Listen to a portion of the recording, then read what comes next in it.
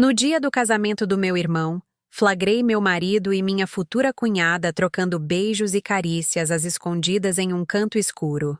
Mas, em vez de fazer um escândalo ali mesmo, juntei forças com meu irmão para transformar aquele dia de celebração num palco de revelações inesquecíveis, fazendo com que perdessem tudo em questão de horas. Como um noivo traído pela própria noiva conseguiu manter tanta compostura? Minha história pode parecer inacreditável para muitos, mas é a amarga e crua verdade que precisei viver. Era um dia de sol. O hotel 5 estrelas na região central de São Paulo estava adornado com luxuosas fitas de cetim branco e flores frescas. Candelabros de cristal deslumbrantes iluminavam tudo, fazendo o local brilhar como uma cena de conto de fadas. Música suave e palavras de bênção enchiam o ar. Hoje era o grande dia para meu irmão Juliano Ribeiro e minha futura cunhada, Isabela Torres. Como irmã do noivo, Sofia Ribeiro, eu não conseguia esconder minha felicidade e orgulho.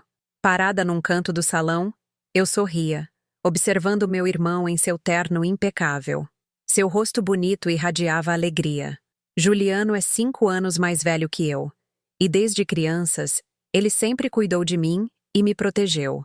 Depois que nossos pais faleceram prematuramente, ele foi um pai, um amigo, meu mundo inteiro. Ver que ele havia encontrado um refúgio para a vida toda com uma mulher tão linda e doce como Isabela enchia meu coração de um calor infinito. Isabela tinha uma aparência delicada e frágil. Falava baixo e sempre olhava para meu irmão com admiração. Durante o noivado, ela me tratou como uma verdadeira irmã. Pensei que nossa pequena família estava finalmente completa e que eu também havia encontrado minha própria felicidade.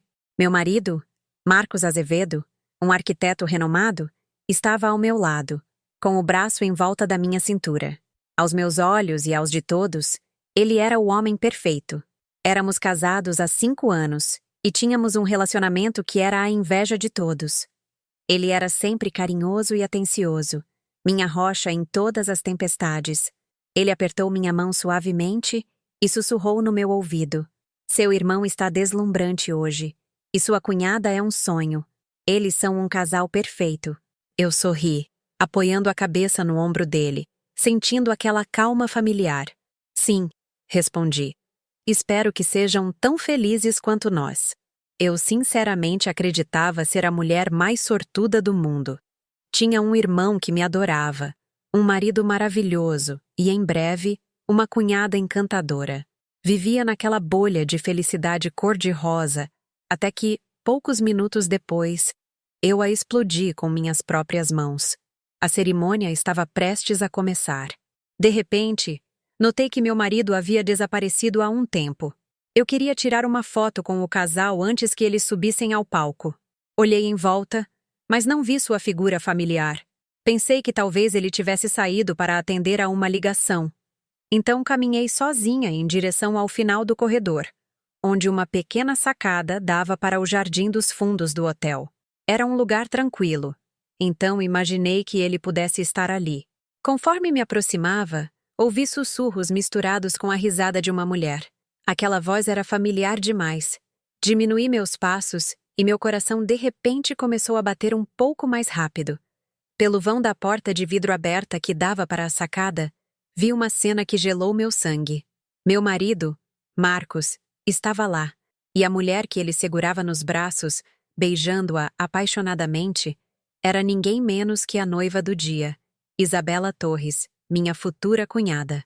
Ela ainda vestia seu vestido de noiva impecável, mas agora parecia incrivelmente repulsiva e hipócrita. O tempo pareceu parar. Meus ouvidos ficaram surdos. Todos os sons ao meu redor sumiram, e eu só conseguia ouvir o som do meu coração se partindo. Apoiei-me pesadamente na parede fria para não desabar.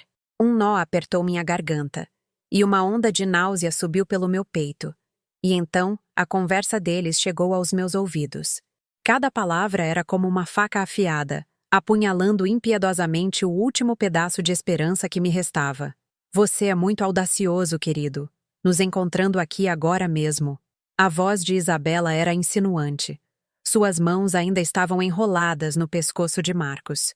Marcos debochou, com uma risada que nunca tinha ouvido, cheia de arrogância e desprezo. Do que você tem medo? Ninguém vai suspeitar de nada. Olhe para a família daquela tonta, ocupados como marionetes. E o irmão dela, Juliano, não passa de um idiota apaixonado. Temos tudo sob controle. Aquela tonta se referia a mim. Idiota apaixonado se referia ao meu irmão. Apertei os punhos com força. Minhas unhas cravaram na minha carne. Mas eu não sentia dor. Ainda assim, estou um pouco nervosa, continuou Isabela. E se tudo for exposto depois? Além disso, não gosto da ideia de viver com você e sua esposa. Marcos riu novamente, desta vez com escárnio. Você não precisa ter ciúmes daquela garota. Casei com ela apenas pela fachada, filha de uma família tradicional e respeitável, para enganar o mundo. Ela não passa de uma máquina de fazer bebê, meu escudo. Assim que ela me der um filho, dou um jeito de me livrar dela. Em breve, toda a fortuna de Juliano será nossa. E então você pode ter o que quiser, meu amor. Meu amor. Essas duas palavras me atingiram como um raio. Eu não aguentava mais. Meu mundo. Minhas crenças. 5 anos de amor. Tudo havia se estilhaçado. Num instante, me virei e comecei a caminhar como um autômato. Eu não sabia para onde estava indo. Lágrimas caíam incessantemente, mas me faltava coragem para chorar alto. Eu só sentia nojo. Um nojo profundo e visceral. Tropeçando, com a mente em branco, esbarrei em alguém. Levantando a cabeça, vi uma figura através da minha visão embaçada pelas lágrimas. Era meu irmão, o noivo do dia. Juliano, ao ver meu estado deplorável, franziu levemente a testa bonita. Sofia, o que houve? Aconteceu alguma coisa? Eu não consegui mais segurar. Envolvi meus braços em torno dele e comecei a soluçar. Entre soluços abafados, contei-lhe tudo o que acabara de ver e ouvir. Eu esperava que ele ficasse furioso, que corresse para aquela sacada e destruísse tudo, que cancelasse o casamento imediatamente. Mas ele apenas ouviu em silêncio, dando leves tapinhas nas minhas costas com sua mão grande. Quando parei de chorar, ele me afastou gentilmente e olhou diretamente nos meus olhos.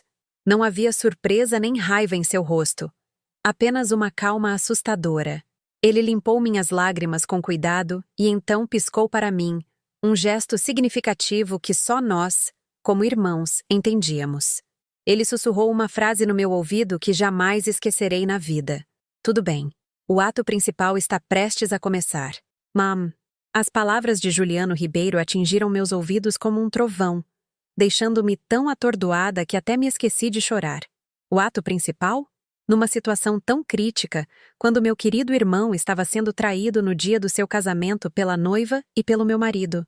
Como ele podia dizer algo assim com tanta tranquilidade? Minha mente estava em caos. Pensei que o choque havia sido tão grande que ele havia enlouquecido. Vendo-me ainda ali, atordoada. Juliano não disse mais nada. Ele simplesmente pegou minha mão com firmeza e me conduziu em direção ao final do corredor, onde ficava o quarto de espera do noivo. Ele olhou em volta com cautela, e só depois de garantir que não havia ninguém presente, me empurrou para dentro e trancou a porta. O quarto estava decorado com fitas brancas e balões, mas o ar ali dentro era pesado e tenso, quase sufocante. Sofia, me escute com atenção. Juliano se virou e olhou diretamente nos meus olhos. Sua expressão não era mais de calma assustadora. Era a seriedade e a determinação fria que eu só via quando ele tomava grandes decisões de negócios. Eu já sabia de tudo isso há muito tempo. Eu congelei mais uma vez. Há muito tempo? Como? Como era possível? Juliano suspirou e puxou uma cadeira para eu me sentar. Foi há 3 meses. Ele começou a contar. Comecei a notar que algo não estava certo. Aquela mulher, Isabela, demonstrava um interesse excessivo na gestão do Grupo Ribeiro, perguntando frequentemente sobre projetos ou a situação financeira, detalhes com os quais uma noiva não costuma se preocupar em tantos detalhes. E o seu marido, Marcos, agia com uma familiaridade anormal em relação a ela. Trocas sutis de olhares, pequenos gestos, coisas que só os envolvidos perceberiam. Senti um nó no peito. Enquanto eu estava cega pela felicidade, meu irmão havia silenciosamente detectado as correntes perigosas. Eu tive um mau pressentimento. ele continuou. Então, contratei secretamente um investigador particular. E o que eles descobriram foi muito mais terrível do que eu imaginava. Não se tratava simplesmente de infidelidade, Sofia. Por trás de tudo, havia uma conspiração meticulosamente calculada. Juliano abriu o celular e me mostrou várias fotos e documentos. Havia fotos de Marcos e Isabela em encontros secretos em locais luxuosos. Havia também extratos bancários mostrando grandes somas de dinheiro transferidas de uma conta não identificada para a de Isabela. E o que mais me horrorizou foi um plano detalhado encontrado nos e-mails de Marcos. O plano estava organizado em fases. Primeiro, Isabela seduziria meu irmão com sua beleza e falsa doçura para se casar com ele e se tornar oficialmente parte da nossa família. Ao mesmo tempo, Marcos, como meu marido, usaria minha confiança para vazar gradualmente informações internas da empresa. O objetivo final deles era que, após o casamento, Isabela convenceria Juliano a confiar a Marcos a gestão de vários grandes projetos. Dessa forma, eles poderiam conspirar para desviar fundos da empresa, criar dívidas fantasmas e, eventualmente, levar à falência a empresa que nossos pais nos deixaram, apossando-se de tudo para eles. Meu sangue gelou. Meus 5 anos de casamento, o amor que eu havia nutrido, tudo não passava de um lance no plano deles. Marcos não me amava. Ele havia me usado apenas como um peão e uma ferramenta para concretizar sua conspiração suja. A traição romântica agora se transformava em ódio profundo. Não só haviam pisoteado meus sentimentos, mas também haviam tentado destruir a obra de vida dos nossos pais. Então por quê? Por que você prosseguiu com este casamento sabendo de tudo? Perguntei, olhando para meu irmão. Minha voz tremia. Juliano olhou para mim e um brilho agudo cruzou seus olhos. Se eu tivesse rompido o noivado, então teríamos pego apenas 2 peixes pequenos, Marcos e Isabela. Aquele que está puxando as cordas nas sombras nunca teria sido revelado. Além disso, não tínhamos provas concretas o suficiente para expor toda a conspiração. Meu irmão decidiu transformar o casamento em uma armadilha. Um grande palco onde todos pudessem testemunhar a performance juntos. Juliano apertou minha mão. Eu tenho tudo pronto, Sofia. Os bens importantes da empresa foram transferidos para um fundo seguro. Os projetos nos quais eles estão interessados são apenas projetos fantasmas sem valor. E eu instalei gravadores e câmeras por toda parte. Só precisamos esperar que eles se exponham. Olhei para meu irmão, sentindo pena e admiração ao mesmo tempo. Ele havia suportado tudo isso sozinho, planejando e contra-atacando, enquanto eu permanecia alegremente alheia em meu falso mundo cor-de-rosa. Agora eu preciso de você. A voz de Juliano ficou mais séria do que nunca. Sua aparição, o fato de você ter descoberto a verdade neste momento, é uma variável que eles não esperavam. Mas isso se tornará a nossa carta na manga. Marcos e Isabela verão em você apenas uma pobre esposa, de coração partido pela traição. Eles jamais suspeitarão de você agora. Continue interpretando esse papel. Continue chorando. Finja estar completamente destruída. Quanto mais miserável você parecer, melhor poderá atuar. Rapidamente, enxuguei minhas lágrimas. A dor ainda queimava no meu peito. Mas agora havia se transformado em chamas de ódio. Meu irmão estava certo. Este não era o momento para ser fraca. Eu não estava apenas chorando pela traição do meu marido. Eu precisava lutar pela justiça de toda a nossa família. Eu consigo. Eu assenti. Minha voz muito mais firme. Neste momento, bateram na porta. Senhor Ribeiro, é hora de a cerimônia começar. Era a voz do cerimonialista. Juliano se levantou e ajeitou a gravata borboleta. Ele olhou para mim e sorriu, um sorriso cheio de confiança. Boa, garotinha, vamos sair. O espetáculo está prestes a começar. Lembre-se, você não está sozinha. Seu irmão está aqui. Meu irmão abriu a porta e saímos juntos. Ao chegarmos ao hall, vimos Marcos e Isabela conversando alegremente com alguns convidados de braços dados.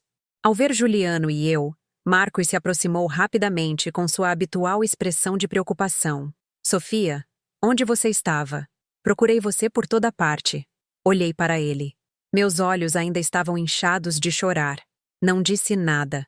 Apenas balancei a cabeça e me aproximei ainda mais do meu irmão. Marcos parecia um pouco desconcertado pela minha frieza, mas provavelmente pensou que era apenas exaustão. A música no salão de casamento de repente ficou mais solene. O mestre de cerimônias anunciou com uma voz potente: "E agora vamos receber com calorosos aplausos os protagonistas de hoje, o noivo, Sr. Juliano Ribeiro, e a noiva, Senhorita Isabela Torres." Todas as luzes se concentraram neles, e todos os olhos estavam cheios de admiração. E enquanto meu irmão, o noivo, pegava a mão daquela mulher, a mulher que quase se tornou minha cunhada, para entrar no salão, eu sorri. Meu sorriso foi provavelmente a mentira mais perfeita da minha vida. Mas era também o sorriso que anunciava a tempestade que se aproximava. Sob as luzes ofuscantes do palco, meu irmão e Isabela pareciam um casal perfeito. Juliano ainda exibia um sorriso de felicidade. Mas eu sabia que era apenas parte de uma performance impecável. Ela fingia ser tímida e doce, lançando-lhe olhares apaixonados de vez em quando.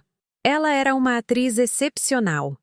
Eles caminharam juntos por um corredor coberto de rosas brancas em meio aos aplausos incessantes de centenas de convidados. Eu me sentei na primeira fila da sessão da família, com Marcos ao meu lado.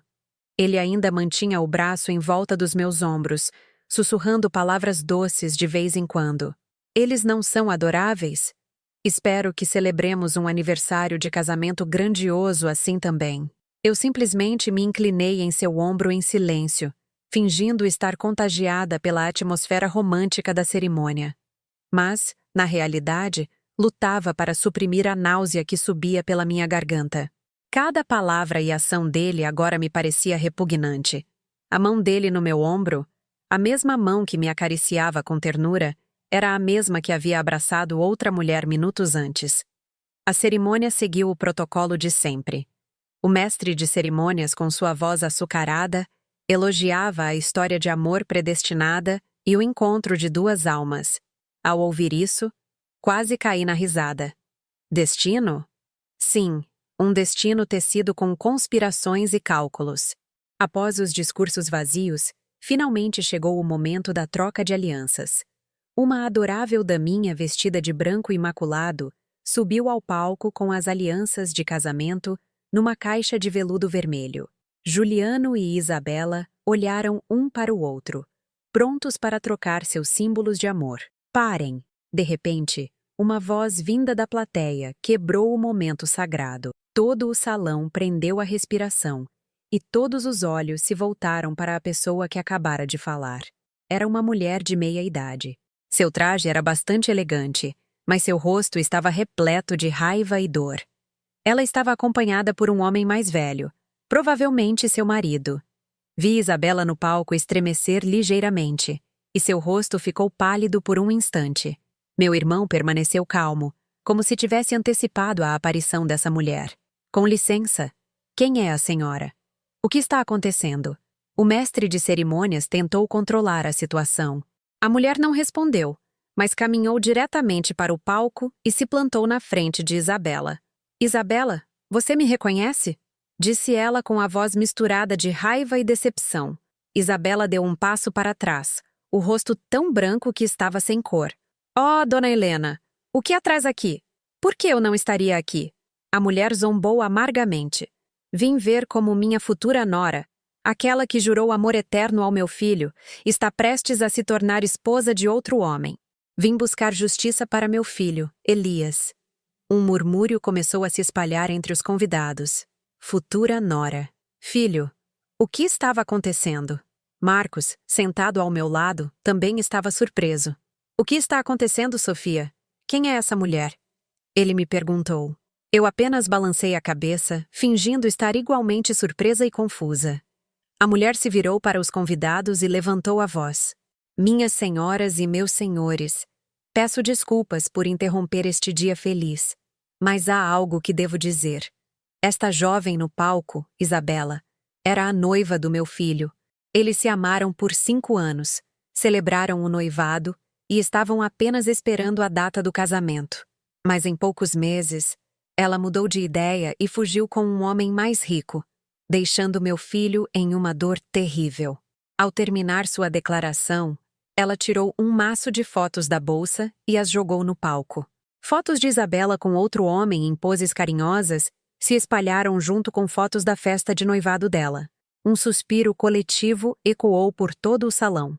Agora, os olhos em cima da noiva não eram mais de admiração, mas de curiosidade, dúvida e reprovação. Isabela estava paralisada no palco, o rosto branco como papel. Ela tentou se explicar, gaguejando. Não, não é isso. Essa pessoa e eu terminamos há muito tempo. Nós terminamos. Que cara de pau! Agora você mente. A mulher zombou novamente. Há apenas 3 meses, você pegava dinheiro do meu filho para compras e investimentos. Você o enganou e o usou. Como pode traí-lo assim agora? Isabela não conseguia dizer nada e olhou para Juliano com olhos implorantes. Mas meu irmão, o noivo, aquele que deveria estar o mais irritado, apenas cruzou os braços e a olhou com uma frieza e distância incomuns. Eu, sentada abaixo, observava a performance em silêncio. Eu sabia que este era o primeiro ato que meu irmão havia preparado. Ele havia encontrado o ex-noivo abandonado por Isabela e convidado a mãe dele até aqui. Ele queria arrancar a máscara de inocência e pureza de Isabela na frente de todos. Vendo a situação sair do seu controle, Isabela de repente levou as mãos ao peito, cambaleou e desabou no palco, fingindo um desmaio. Oh, meu Deus, a noiva desmaiou! Gritaram alguns. Os familiares contratados de Isabela correram para o palco, criando uma cena caótica. Em meio a tudo, Juliano se aproximou lentamente e olhou para Isabela desmaiada. Ele não demonstrou preocupação, mas sim um leve sorriso. Ele pegou o microfone do mestre de cerimônias atordoado. Minhas senhoras e meus senhores, sua voz soou firme e clara, silenciando instantaneamente todo o barulho. Peço desculpas por lhes mostrar uma performance tão desagradável, mas acredito que a verdade deve sempre vir à tona. Ele olhou para Isabela, que estava espiando a reação da multidão. Você atua muito bem, senhorita Torres, mas acho que é hora de acabar com essa farsa. Suas palavras foram como um balde de água fria para todos. Isabela, surpresa, fechou os olhos rapidamente, mas já era tarde demais. Todos a haviam visto. E para tornar este espetáculo ainda mais interessante, continuou Juliano, gostaria de convidar outro convidado especial para o palco. Alguém que está muito ligado a este engano. Ele olhou na direção onde Marcos e eu estávamos, e meu coração começou a bater mais rápido. Eu sabia que era a nossa vez de subir ao palco. Os holofotes do palco de repente apontaram diretamente para Marcos e eu, nos tornando o centro de todas as atenções. Centenas de pares de olhos curiosos e surpresos se fixaram na seção da família. Marcos estava atordoado, sem entender o que estava acontecendo. Ele se virou para mim e sussurrou confuso. Quem seu irmão está chamando de convidado especial? Eu não respondi. Apenas olhei para ele com os olhos cheios de lágrimas, exibindo uma expressão inocente e desamparada. Eu sabia que era minha vez de atuar. No palco, Juliano continuou, levantando a voz. Desta vez, ele se dirigiu diretamente ao meu marido. A pessoa que quero convidar é ninguém menos que meu cunhado, o arquiteto Marcos Azevedo. Por favor, suba aqui e compartilhe esta alegria conosco. Este convite repentino causou ainda mais comoção no salão. As pessoas não entendiam por que o noivo estava chamando seu cunhado ao palco em um momento tão delicado. Marcos estava completamente paralisado. Ele olhou para mim, depois para o palco, e seu rosto empalideceu. Ele provavelmente começou a sentir que algo estava terrivelmente errado. Mas diante do convite público de seu cunhado e do olhar de centenas de pessoas, ele não podia recusar. Vá em frente, querido, eu disse suavemente, dando-lhe um empurrão gentil nas costas. Em tom inocente, acrescentei, talvez Juliano queira que você compartilhe o segredo de um casamento feliz. Minhas palavras foram como um alfinete, mas o suficiente para fazer Marcos estremecer. Ele engoliu em seco, e, forçando um sorriso, levantou-se lentamente e caminhou em direção ao palco. Cada um de seus passos parecia pesar 1 tonelada. Quando Marcos subiu ao palco, Juliano colocou o braço em volta dos seus ombros afetuosamente e se dirigiu à plateia. Minhas senhoras e meus senhores, vocês não acham meu cunhado bonito e talentoso? Tenho muito orgulho de ter um cunhado como ele. Ele não é apenas um arquiteto talentoso, mas também um marido maravilhoso que ama profundamente minha irmã. O elogio de Juliano confundiu Marcos ainda mais. Ele só conseguia sorrir sem jeito, sem dizer nada. E talvez, Juliano continuou, sua voz de repente ficando significativa, ele seja tão perfeito que não só minha irmã o ama, mas outras mulheres também o amam. Não é mesmo, minha querida noiva? Juliano se virou para Isabela, que ainda estava caída no chão, fingindo estar inconsciente. Mas, ao ouvir isso, vi suas pálpebras tremerem ligeiramente. O rosto de Marcos agora estava branco como papel.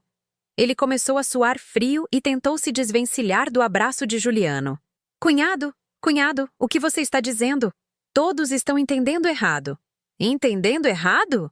Juliano caiu na gargalhada, uma risada desprovida de qualquer calor.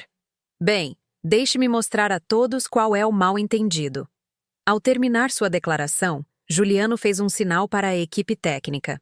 As duas enormes telas de LED em ambos os lados do palco, que originalmente mostravam fotos românticas do casal, de repente se apagaram e depois voltaram a acender. Mas desta vez, a imagem que surgiu não era de rosas ou velas. Era um vídeo gravado de um ângulo oculto na sacada. Todo o salão prendeu a respiração.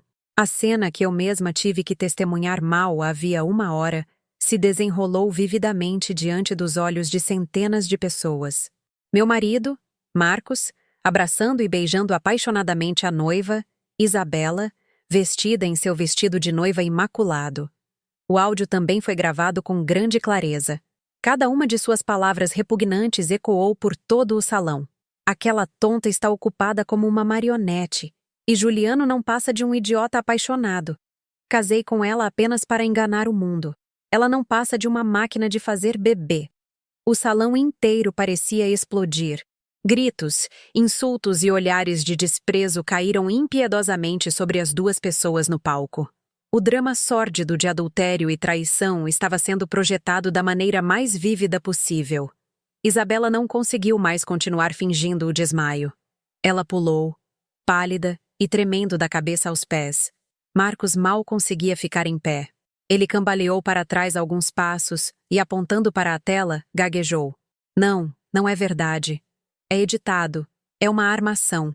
Ai, mas suas palavras fracas não conseguiram silenciar a raiva da multidão. Lixo, que par de adúlteros, não acredito. Insultos irromperam por toda parte. A família falsa de Isabela também não conseguiu manter a encenação. Ficaram paralisados, com o rosto vermelho de vergonha, sem saber o que fazer. E eu ainda estava sentada na primeira fila. As lágrimas começaram a cair novamente. Desta vez, não era atuação.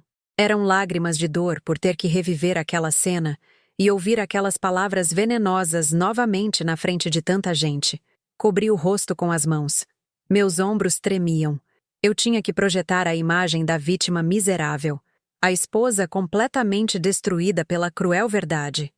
No palco, Juliano olhou para mim e um lampejo de compaixão cruzou seus olhos, mas foi rapidamente substituído por fria determinação. Ele se aproximou e arrancou o microfone da mão do mestre de cerimônias. Minhas senhoras e meus senhores, ele gritou. Sua voz tinha uma força invisível que silenciou instantaneamente o salão caótico. Todos viram isso? Esta é a verdadeira face da mulher com quem eu ia me casar e do homem que um dia considerei meu cunhado, parte da minha família. Ele se virou para Marcos e Isabela. Seu olhar era como duas facas. Vocês dois têm mais alguma coisa a dizer? Ou gostariam que eu lhes mostrasse algo ainda mais interessante? Marcos e Isabela, desesperados, só conseguiram balançar a cabeça. Estavam completamente encurralados, sem chance de se desculpar. Mas tudo isso, Juliano continuou, e sua voz se tornou ainda mais misteriosa e aterrorizante. Não termina aqui. Este drama de infidelidade é, na verdade, apenas a ponta de um iceberg muito maior. O salão inteiro silenciou novamente. Todos se perguntavam o que o noivo queria dizer. Juliano tirou um maço de documentos do bolso do seu smoking e o ergueu para que todos vissem. O que eles realmente queriam não era amor. Era isto. O que era aquele maço de documentos? E que conexão tinha com a pessoa que Juliano disse estar puxando as cordas nas sombras? Todos os olhos estavam fixos no maço de papéis na mão do meu irmão, esperando que uma verdade ainda mais terrível fosse revelada. O maço de documentos na mão de Juliano era como um objeto misterioso que capturava a atenção de todos no salão.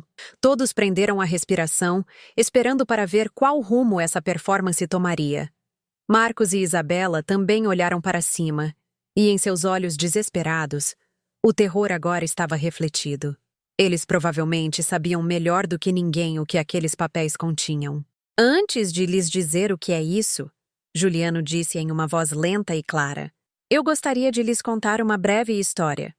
A história de uma raposa velha e astuta que usou 2 gambás para roubar um galinheiro." Ele percorreu o salão com um olhar, lançando um olhar penetrante para alguns dos convidados sentados na seção VIP. Notei que um homem de meia-idade, com um rosto robusto e vestido em um elegante terno cinza, de repente ficou tenso. Ele tossiu levemente e ajeitou a gravata. "A raposa", Juliano continuou, "sabia que o galinheiro estava muito bem protegido, então não se atreveu a agir sozinha. É por isso que ela encontrou 2 gambás, um gambá macho e um gambá fêmea. Ela lhes prometeu uma vida de abundância, comida e roupas quentes. Eles só tinham que ajudá-la a executar um plano. O gambá fêmea tinha a missão de seduzir o galo principal, o futuro dono do galinheiro. O gambá macho tinha a missão de cortejar a irmã do galo principal, uma galinha ingênua, para se tornar parte da família. Ao ouvir isso, eu não precisava mais atuar. As lágrimas escorreram de verdade. A história metafórica do meu irmão era como outra faca se torcendo na minha dor. Eu era aquela galinha ingênua. O objetivo final deles, a voz de Juliano ficou ainda mais fria, era que, depois de ganhar a confiança deles, eles abririam lentamente as portas e quebrariam as cercas para que a raposa velha lá fora pudesse entrar discretamente e se apoderar de todo o galinheiro. Não é um plano perfeito, seus 2 gambás. Ele olhou diretamente para Marcos e Isabela. Essa história lhes parece familiar? Marcos e Isabela não conseguiram dizer nada, apenas baixaram a cabeça. "E isto que eu seguro em minhas mãos?" Juliano ergueu o maço de documentos. "É o plano detalhado e o mapa que a raposa velha desenhou para os 2 gambás. O mapa que lhes diz qual caminho tomar e onde quebrar a cerca. Este é o plano completo para se apoderar do Grupo Ribeiro, a obra de vida dos nossos pais." Ele folheou os documentos um por um, projetando seu conteúdo diretamente na tela grande. Figuras, gráficos e estratégias corporativas sujas apareceram claramente. O plano deles não se limitava a desviar fundos da empresa. Incluía criar falsos escândalos, minar a credibilidade de Juliano e fomentar divisões internas para finalmente criar as condições para que um concorrente adquirisse o Grupo Ribeiro a preço de banana. E o nome dessa empresa concorrente também estava escrito claramente: o Grupo Águia Dourada. O salão inteiro murmurou novamente. O Grupo Águia Dourada não era um nome desconhecido no mundo dos negócios. Era uma força emergente que havia se erguido rapidamente com movimentos ousados e controversos. E o homem de terno cinza, que havia exibido um comportamento estranho mais cedo, não era outro senão o presidente do Grupo Águia Dourada, o Sr. Ricardo Almeida. Agora todos os olhos se voltaram para ele. O Sr. Almeida empalideceu, mas tentou manter a compostura. Ele se levantou, ajeitou a roupa e tentou sair do salão. "Senhor Almeida, aonde o senhor vai com tanta pressa?" A voz de Juliano era como uma corda invisível que prendia seus tornozelos. "A melhor parte ainda está por vir. O senhor não gostaria de perdê-la." O senhor Almeida se virou e forçou um sorriso de negócios constrangedor. "Presidente Ribeiro, acredito que haja um mal-entendido. Eu não tenho nada a ver com os assuntos internos de sua empresa." "Nada a ver?" Juliano riu friamente. "Então, como o senhor explica seus encontros secretos com essas 2 pessoas E o dinheiro que enviou a senhorita Torres para que ela posasse como uma garota rica e a promessa de um cargo de diretor de projetos ao senhor Azevedo, se tudo corresse bem? Cada pergunta de Juliano era um golpe poderoso que deixava o senhor Almeida mal conseguindo se manter em pé. Ele sabia que meu irmão não estava falando por falar. Ele tinha todas as provas em mãos. Nesse momento, 2 homens à paisana que pareciam investigadores da polícia se aproximaram lentamente da mesa do senhor Almeida. Eles não disseram nada. Apenas o encararam com olhos solenes. O senhor Almeida percebeu que todas as suas rotas de fuga estavam bloqueadas. Ele desabou na cadeira, a testa encharcada de suor. A performance que ele havia meticulosamente construído estava prestes a terminar. A raposa velha finalmente havia sido encurralada. Eu, sentada abaixo, assistia a tudo. Meu coração não estava mais cheio de dor pessoal, mas de raiva da vileza e crueldade do mundo dos negócios. Por lucro, eram capazes de pisar em tudo. Amor, laços familiares, até mesmo a decência humana. Meu marido, Marcos, que eu amei loucamente, não passava de um peão no tabuleiro de xadrez de outra pessoa. Ele havia vendido sua alma por uma promessa vã. Ele olhou para mim e em seus olhos não havia mais descaramento, mas vazio e desespero extremo. Ele havia perdido tudo, amor, honra e também seu futuro. No palco, Juliano, depois de expor toda a conspiração, se virou para mim. Ele caminhou na minha direção sem dizer nada e estendeu a mão silenciosamente. Peguei sua mão e subimos ao palco juntos. Ele pegou o microfone e sua voz não era mais cortante, mas suavizada com um toque de compaixão. Minhas senhoras e meus senhores, a pessoa mais ferida nesta história não sou eu, mas minha irmã Sofia. Esta garota teve que suportar o engano e a traição do homem que ela amava profundamente. Ela é completamente inocente. Ele se virou para mim e com um olhar cheio de amor disse: Sofia, me desculpe. Sinto muito que você tenha passado por isso. Eu deveria ter percebido antes. Eu deveria ter te protegido melhor. Eu apenas balancei a cabeça e as lágrimas fluíram novamente. Mas desta vez eram lágrimas de emoção e gratidão. O casamento de hoje, Juliano continuou, não terá noiva, mas a festa vai continuar. Espero que todos os nossos ilustres convidados fiquem e considerem esta uma celebração da verdade. O salão inteiro irrompeu em aplausos. Eles não estavam aplaudindo um casamento, mas a coragem e a vitória da justiça. Quando pensei que tudo havia acabado, um grito agudo irrompeu da noiva que estava caída no chão. Isabela pulou, arrancou um grampo de cabelo afiado do penteado e, com um olhar enlouquecido, se lançou sobre mim. A culpa é sua. Tudo é culpa sua. A ação insana de Isabela foi tão rápida e repentina que atordoou a todos. O grampo, brilhando sob as luzes do palco, voou em minha direção como uma flecha envenenada. Congelei com a mente em branco. Percebi o perigo iminente, mas não consegui reagir. Juliano, ao meu lado, também não teve tempo de intervir.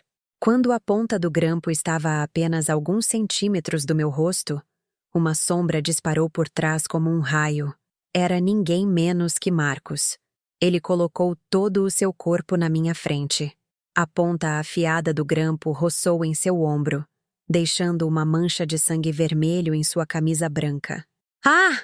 Marcos gritou de dor, cambaleando para trás. Isabela pareceu surpresa por sua própria ação e pela reação de Marcos. Ela deixou cair o grampo e ficou ali atordoada, com o rosto pálido. Foi então que os seguranças do hotel correram para contê-la e a levaram embora. O salão mergulhou no caos novamente. Juliano correu para ajudar Marcos. Você está bem? Marcos, com o rosto contorcido pela dor, balançou a cabeça. Ele não olhou para Juliano, mas para mim. Seu olhar era muito complexo. Havia arrependimento, dor e, de alguma forma, uma espécie de alívio. Sofia, você está bem? Olhei para a mancha de sangue em seu ombro, meu coração cheio de emoções mistas. Por que ele havia feito isso? Como o homem que me enganou e usou impiedosamente arriscaria sua vida para me proteger? Ou seria essa mais uma performance, uma tentativa de ganhar minha última gota de compaixão? Levem-no para a enfermaria imediatamente. Juliano ordenou à equipe do hotel. Enquanto Marcos era levado, os 2 investigadores da polícia também levaram o Sr. Almeida. O presidente do grupo Águia Dourada não parecia mais imponente. Era apenas um velho derrotado, caminhando de cabeça baixa em meio às acusações e ao desprezo das pessoas. A farsa do casamento finalmente havia chegado ao fim. Juliano pegou o microfone novamente e tentou acalmar os convidados. Minhas senhoras e meus senhores, mais uma vez, peço desculpas pelo incidente inesperado. Nossa festa terá que terminar por aqui. Em nome da família, agradeço sinceramente a presença de todos. Os convidados começaram a ir embora um por um, levando consigo uma história inesquecível. O que havia sido um salão de casamento esplêndido agora parecia desolado e frio, como uma ruína. Juliano e eu ficamos no espaço vazio em silêncio. Uma exaustão extrema nos invadiu. Acabou, Sofia. Juliano me deu um tapinha gentil no ombro. Eu assenti, mas uma grande pergunta ainda pairava na minha mente. Irmão, como você soube de tudo? O plano de aquisição da empresa, o papel do senhor. Almeida, como você soube? Juliano olhou para mim e deu um sorriso triste, porque eu não era o único que queria expô-lo. Meu irmão me contou outra história. Uma história que havia sido escondida por anos. Antes de falecer, nosso pai era um amigo próximo e parceiro de negócios do Sr. Almeida. Juntos, eles colocaram os primeiros tijolos de ambas as empresas. Mas foi esse mesmo Sr. Almeida que usou truques sujos para enganar nosso pai a tomar todas as suas ações e levá-lo à falência. Esse golpe fez com que nosso pai ficasse doente, e logo depois sua saúde se deteriorou, e ele faleceu. Eu sempre tive minhas dúvidas sobre a morte do nosso pai. A voz de Juliano ficou mais pesada. Depois de herdar a empresa, comecei a investigar em segredo, e pouco a pouco encontrei evidências de seus crimes. Mas ele era muito astuto e escondeu todos os vestígios com esperteza. Eu nunca tive provas suficientes para afundá-lo até que Isabela apareceu. Meu irmão continuou. No início, eu também fui enganado pela aparência inocente dela, mas percebi que havia coincidências demais. Ela sempre mencionava casualmente projetos nos quais o grupo Águia Dourada estava competindo conosco. Então, mandei investigá-la e descobri a conexão entre ela e o Sr. Almeida. Percebi que ele estava tentando repetir o mesmo roteiro comigo que fez com meu pai, e decidi que esta era a minha oportunidade de vingar nosso pai. Ao ouvir isso, senti um nó no peito. Por trás do sucesso da empresa, meu irmão havia carregado um fardo tão pesado de vingança. Ele teve que viver uma mentira, atuar com a mulher com quem ia se casar, esperando o dia em que pudesse derrubar seu inimigo. Então tudo estava no seu plano. A maior parte, sim. Juliano assentiu. Exceto por uma coisa. Eu não sabia que seu marido também fazia parte do plano dele. Muito menos que você seria o pavio para tudo isso. Sua aparição, sua coragem foi a variável inesperada. O golpe decisivo que o fez cair sem ter tempo de reagir. Meu irmão me olhou com orgulho. Minha irmãzinha, você realmente cresceu. Consegui um sorriso em meio às minhas lágrimas. Tínhamos vencido juntos como irmãos. Nós tínhamos vencido. Pouco depois, um funcionário do hotel veio nos informar que Marcos havia recebido os primeiros socorros. O ferimento não era profundo, mas ele precisava ir ao hospital para tomar uma vacina antitetânica e fazer uma checagem mais completa. Ele disse que queria falar comigo a sós por um momento antes de sair. Hesitei um pouco, mas finalmente assenti. No fundo, eu queria saber se restava alguma sinceridade nele. Entrei na enfermaria. Marcos estava sentado em uma maca com o ombro enfaixado. Ele parecia desgrenhado. Seu terno de grife estava amarrotado e desleixado, sua camisa manchada de sangue, e seu rosto carecia de toda vitalidade. Ao me ver, ele levantou a cabeça com um olhar cheio de culpa. Eu sinto muito, Sofia. Mas, de que adianta um pedido de desculpas agora? Perguntei friamente. Não espero que você me perdoe, ele disse baixando a cabeça. Eu só queria te dizer uma coisa. O momento em que pulei para te proteger foi sincero. Não foi uma atuação. Olhei para ele em silêncio. Nos últimos 5 anos, Ele continuou em uma voz rouca. Eu vivi uma mentira. Eu me aproximei de você por causa do plano do Sr. Almeida, pelo dinheiro. Mas depois comecei a sentir algo real por você. Sua doçura, sua bondade, moveram meu coração. Mas eu já estava muito fundo. Não podia voltar atrás. Eu queria você, e também queria o dinheiro e o status. A ganância nublou minha razão. Ele olhou para mim, e as lágrimas começaram a surgir. Hoje, diante do perigo, percebi que a única coisa que eu queria proteger era você. Mas já é tarde demais para tudo. Ouvi sua confissão tardia sem sentir nenhuma emoção no meu coração. Amor. Talvez houvesse algum, mas a traição e o dano que ele causou haviam matado aquele amor. Guarde essas palavras para o juiz, eu disse com uma voz inexpressiva. Entre nós, tudo acabou. Eu me virei e saí, deixando-o sozinho com seu arrependimento e suas lágrimas tardias. No momento em que a porta da enfermaria se fechou, a porta do meu casamento de 5 anos também se fechou oficialmente para sempre. Uma semana após o casamento tempestuoso, tudo começou a se acalmar gradualmente. Mas as consequências ainda eram enormes. O caso do Grupo Águia Dourada tornou-se um escândalo que abalou o mundo dos negócios. O Sr. Almeida, Isabela e vários outros executivos de alto escalão foram presos e investigados por fraude, desvio de verbas e espionagem industrial.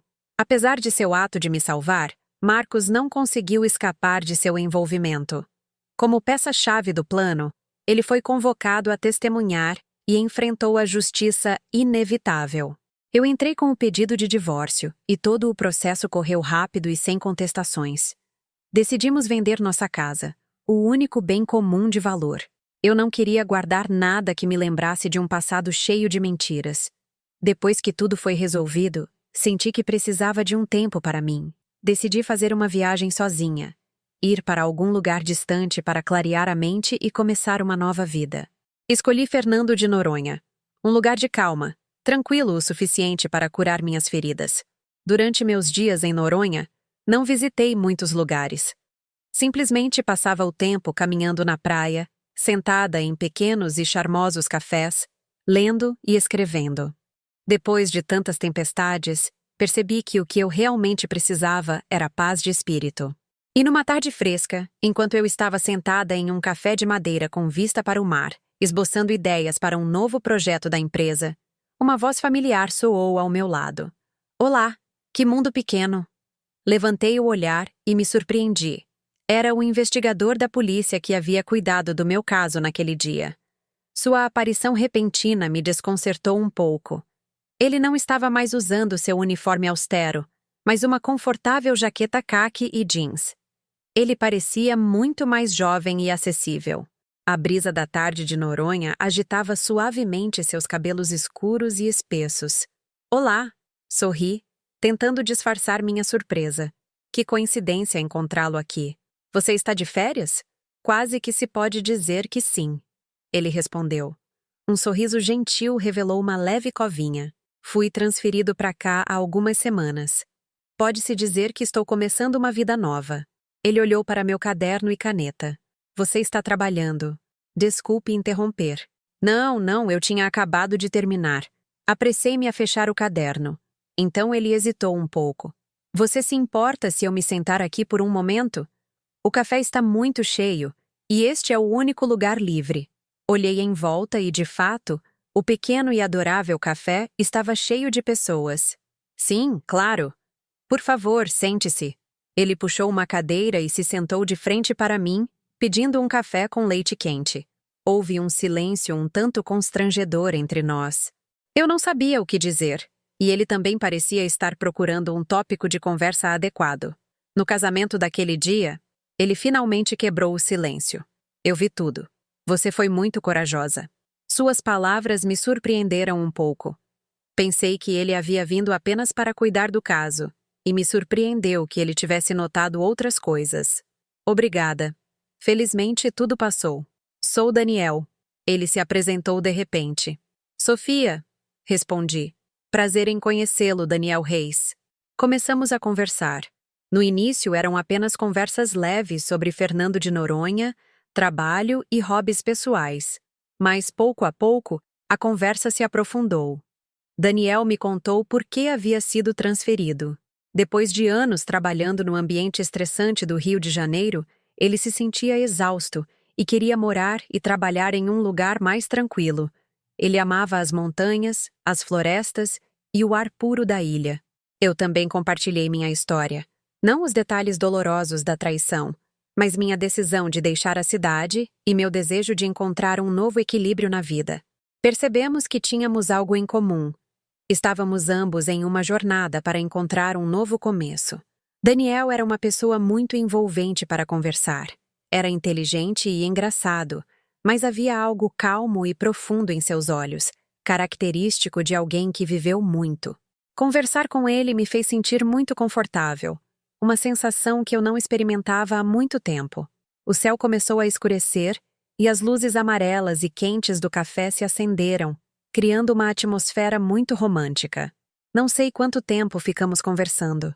Está tarde agora, Daniel disse olhando para o relógio. Tenho que voltar para a delegacia. Foi um prazer conversar com você, Sofia. Igualmente. Sorri. Neste fim de semana. Ele hesitou novamente. Estou planejando uma trilha nas montanhas e estava pensando se você não estiver ocupada. Gostaria de vir? Seu convite fez meu coração disparar. Trilha? Eu nunca fiz isso. Mais um motivo para você tentar. Ele sorriu. O ar lá é incrível. Ajuda a liberar todo o estresse. Pensei por um momento e depois assenti. Sim, eu adoraria. Depois daquele encontro casual, Daniel e eu tivemos nosso primeiro encontro. Fizemos trilhas juntos, caminhamos por vastas florestas de pinheiros e descobrimos pequenos restaurantes escondidos nas vielas. Com Daniel ao meu lado, eu não era mais a mulher que tinha que ser forte, aquela que tinha que desconfiar de todos. Ele me deu uma estranha sensação de segurança e paz. Ele não me perguntava sobre meu passado, nem me fazia reviver memórias dolorosas. Ele simplesmente ficava ao meu lado em silêncio, compartilhando as pequenas alegrias da vida comigo. Os sentimentos entre nós cresceram de forma natural e suave. Uma noite, enquanto estávamos sentados perto da água tranquila, observando o lago calmo refletir o luar, Daniel de repente pegou minha mão. Sofia, sua voz era profunda e calorosa. Eu sei que você passou por muita coisa. Não quero mexer em feridas antigas. Só quero te dizer que, se você me permitir, eu gostaria de ser a pessoa que escreve um novo capítulo da sua vida com você. Um capítulo cheio de alegria e felicidade. Olhei para seus olhos sinceros e meu coração se comoveu. As lágrimas escorreram novamente, mas desta vez eram lágrimas de felicidade. Não disse nada. Apenas assenti e apertei sua mão quente com força. 2 anos depois, mamãe, se apressa. Papai e tio Juliano estão esperando lá fora. A voz alegre da minha filhinha Luna soou da porta. Eu sorri e ajeitei o laço em seu cabelo. Mamãe já vai, minha princesa. Olhei para mim mesma no espelho. Vi a imagem de uma mulher radiante de felicidade. Hoje era um dia especial. Era o meu primeiro aniversário de casamento com Daniel. E também o dia em que toda a família ia para São Paulo para a inauguração de uma nova filial do Grupo Ribeiro. Minha vida havia mudado completamente. Depois daquela fatídica viagem a Fernando de Noronha, encontrei o verdadeiro amor e a felicidade da minha vida. Daniel, depois que namoramos por um tempo, decidiu pedir transferência de volta para São Paulo para estar ao meu lado. Ele disse que onde quer que eu estivesse, ali estaria a paz dele.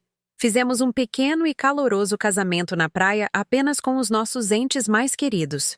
Meu irmão Juliano também encontrou sua própria felicidade depois de todas as tempestades. Ele se apaixonou por uma professora gentil e eles tiveram recentemente seu primeiro filho, um menino saudável.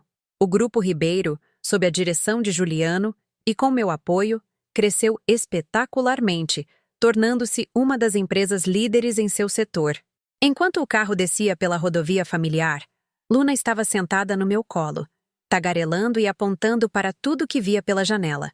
Daniel, no banco do motorista, se virava ocasionalmente para olhar para mim e para a menina com um olhar cheio de amor.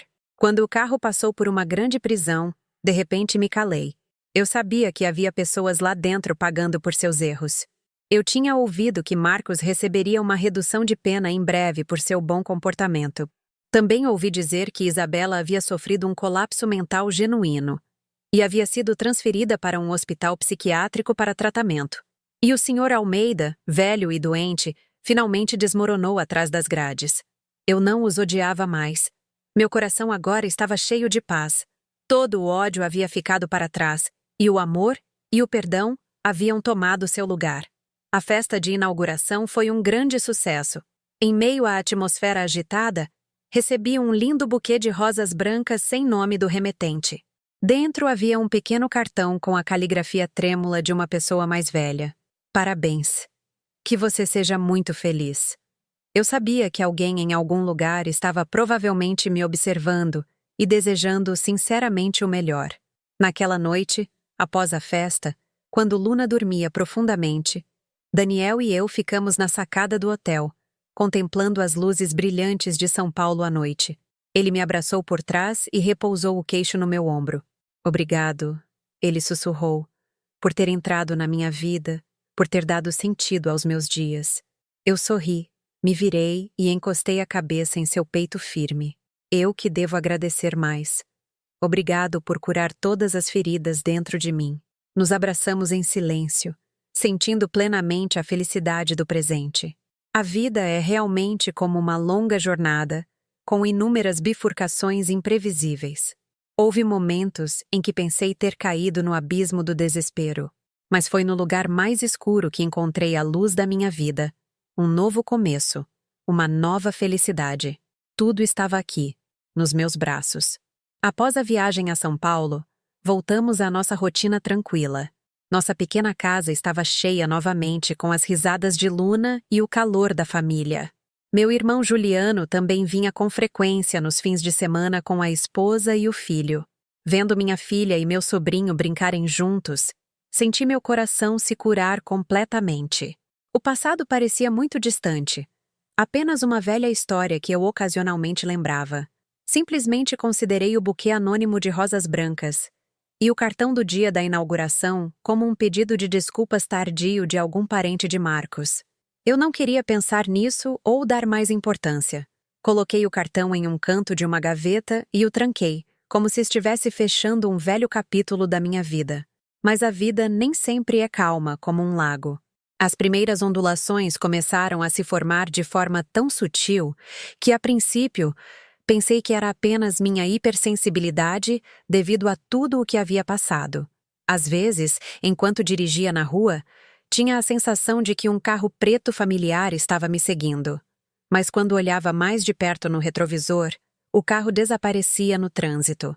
Uma vez, enquanto brincava com Luna em um parque perto de casa, senti um olhar fixo em mim e em minha filha vindo de um banco distante.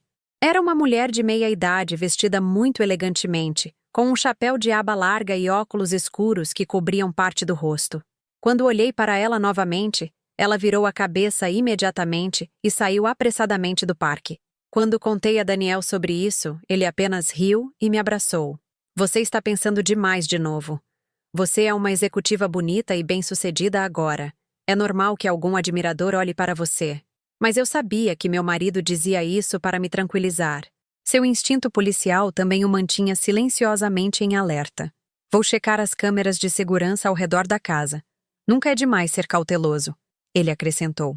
Esse incidente logo caiu no esquecimento também, até o segundo aniversário de Luna. A festa foi íntima em casa. Apenas a família de Juliano, nós e alguns amigos próximos. Enquanto todos cantavam alegremente parabéns, a campainha tocou de repente. Daniel foi abrir e voltou com uma caixa de presente lindamente embrulhada na mão. Mas sua expressão estava um pouco estranha. É de um serviço de entregas, ele disse. É um presente para Luna, mas não lista o nome do remetente. Todos ficamos surpresos. Peguei a caixa de presente e um vago mal-estar me invadiu. A caixa estava embrulhada em papel de presente de alta qualidade, amarrada com uma elaborada fita de cetim rosa. Claramente, o remetente havia se esforçado muito. Talvez seja de algum parceiro de negócios que te valoriza, Juliano adivinhou. Eu também pensei assim. Era provavelmente um presente de negócios. Abri a caixa com cuidado sob o olhar curioso de todos. Dentro, repousando sobre um veludo macio, estava uma pequena e linda pulseira de ouro branco trabalhada com grande delicadeza. O pingente da pulseira era uma flor de lótus finamente esculpida com um pequeno diamante no centro que brilhava sob a luz. Era um presente muito valioso, mas o que me gelou não foi seu valor, mas o pequeno cartão que a acompanhava. A caligrafia no cartão era suave, elegante e muito familiar. Abri o cartão com as mãos trêmulas, e dentro havia uma única linha curta. Feliz aniversário para a nossa pequena, da vovó. Nossa pequena, da vovó. A palavra vovó foi como um raio atingindo minha mente. Quem? Quem era a avó? Minha mãe havia falecido. Minha sogra, a mãe de Daniel, mora no interior e não escreve com caligrafia tão refinada. E minha ex-sogra trêmula definitivamente não. Peguei o cartão e o comparei com a caligrafia do cartão do buquê de rosas brancas que recebi na inauguração. Eram idênticas. Era a mesma pessoa. Uma pessoa que se autodenominava a avó da minha filha. Sofia, o que há com você? Você está pálida como papel. Daniel sacudiu meu ombro com preocupação. Eu não respondi. Apenas lhe mostrei o cartão. Daniel leu o cartão e franziu a testa bonita. Ele pegou a pulseira e a examinou de perto. Isso é muito estranho, ele disse. Quem é essa pessoa? Como ela sabe o aniversário da Luna e envia um presente tão caro? Eu desabei na cadeira. Minha mente uma bagunça. Imagens dispersas de repente vieram à minha cabeça. O carro preto me seguindo. A mulher misteriosa no parque. O buquê anônimo de rosas brancas. E agora uma pulseira de ouro branco com um bilhete da avó dela. Tudo isso não era coincidência. Alguém, uma mulher, estava observando silenciosamente minha vida e a da minha filha. Ela sabia muito sobre nós. Era muito rica e se autodenominava avó de Luna. Mas como isso era possível? Minha mãe, Carla, havia falecido anos atrás em um terrível acidente de carro. Eu mesma vi a foto do funeral dela, e Juliano e eu realizamos seu sepultamento. Não poderia haver erro. Então, quem era essa mulher? Uma parente distante que eu desconhecia. Ou um segredo muito mais terrível sobre o qual eu não tinha ideia. Olhei para minha filhinha. Luna ainda ria e tagarelava inocentemente, completamente alheia à tempestade que silenciosamente se formava ao seu redor. Senti um nó no peito. Eu não deixaria ninguém machucar minha filha. Eu tinha que desvendar a verdade. Quem quer que fosse aquela mulher misteriosa, qualquer que fosse seu propósito, eu precisava encontrá-la. A vida tranquila que eu havia me esforçado tanto para conquistar parecia estar novamente diante de uma nova tempestade. Uma tempestade soprando daquele mesmo passado que eu pensei conhecer tão bem. O misterioso presente de aniversário quebrou completamente a atmosfera alegre da festa. Depois que todos os convidados foram embora, apenas a família de Juliano e a nossa permaneceram em casa. Meu irmão examinou a pulseira, o rosto tão sério quanto o meu. Isso não é um assunto simples, ele disse suavemente. Uma pulseira de bebê feita sob medida como esta, em ouro branco com um diamante, deve custar milhares de reais. Essa pessoa não é alguém comum. Minha cunhada, uma mulher sábia e delicada, também falou. Poderia ser alguém da família do seu ex-marido, Sofia? Talvez estejam tentando se aproximar da criança dessa forma. É impossível. Balancei a cabeça firmemente. Eles não têm motivo para fazer isso. E, mais importante, esta caligrafia não é deles. Daniel permaneceu em silêncio por um tempo, pensativo, e finalmente falou com a seriedade de um policial. A primeira coisa que temos que fazer é rastrear a origem deste presente.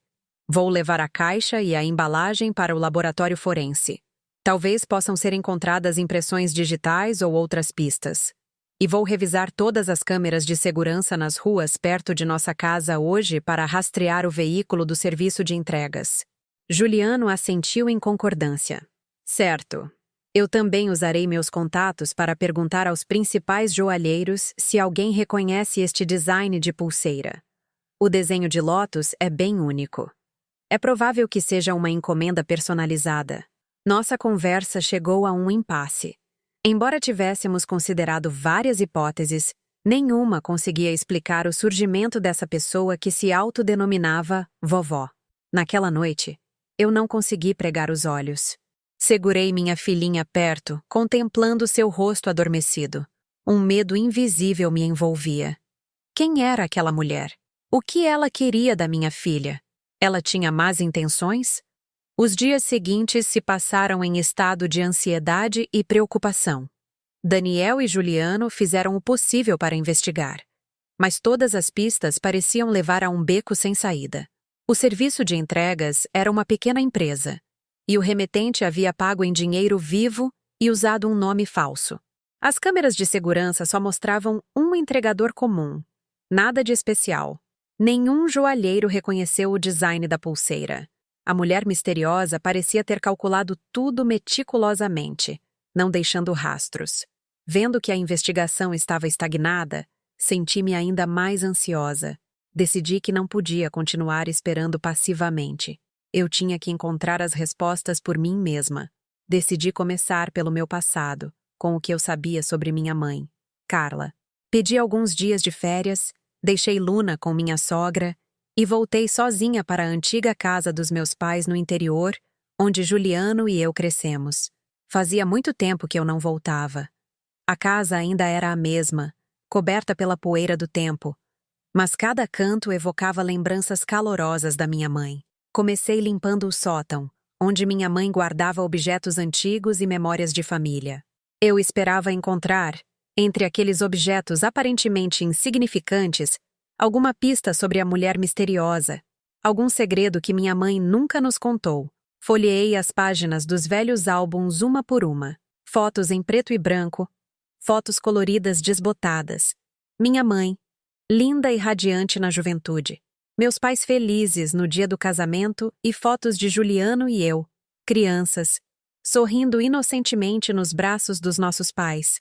Passei por elas repetidamente, mas não vi nenhuma mulher que parecesse luxuosa e desconhecida. Quando estava prestes a desistir, minha mão esbarrou em uma pequena caixa de madeira escondida no fundo de um baú antigo. A caixa estava fechada com um pequeno cadeado enferrujado. Depois de lutar por um bom tempo, consegui abri-la. Dentro não havia joias ou dinheiro, mas um maço de cartas amareladas cuidadosamente amarradas com uma fita roxa. Peguei o maço de cartas com as mãos trêmulas. A caligrafia não era da minha mãe nem do meu pai. Era uma caligrafia feminina, suave, elegante, idêntica à caligrafia do cartão de aniversário de Luna. Meu coração parou. Abri rapidamente a primeira carta.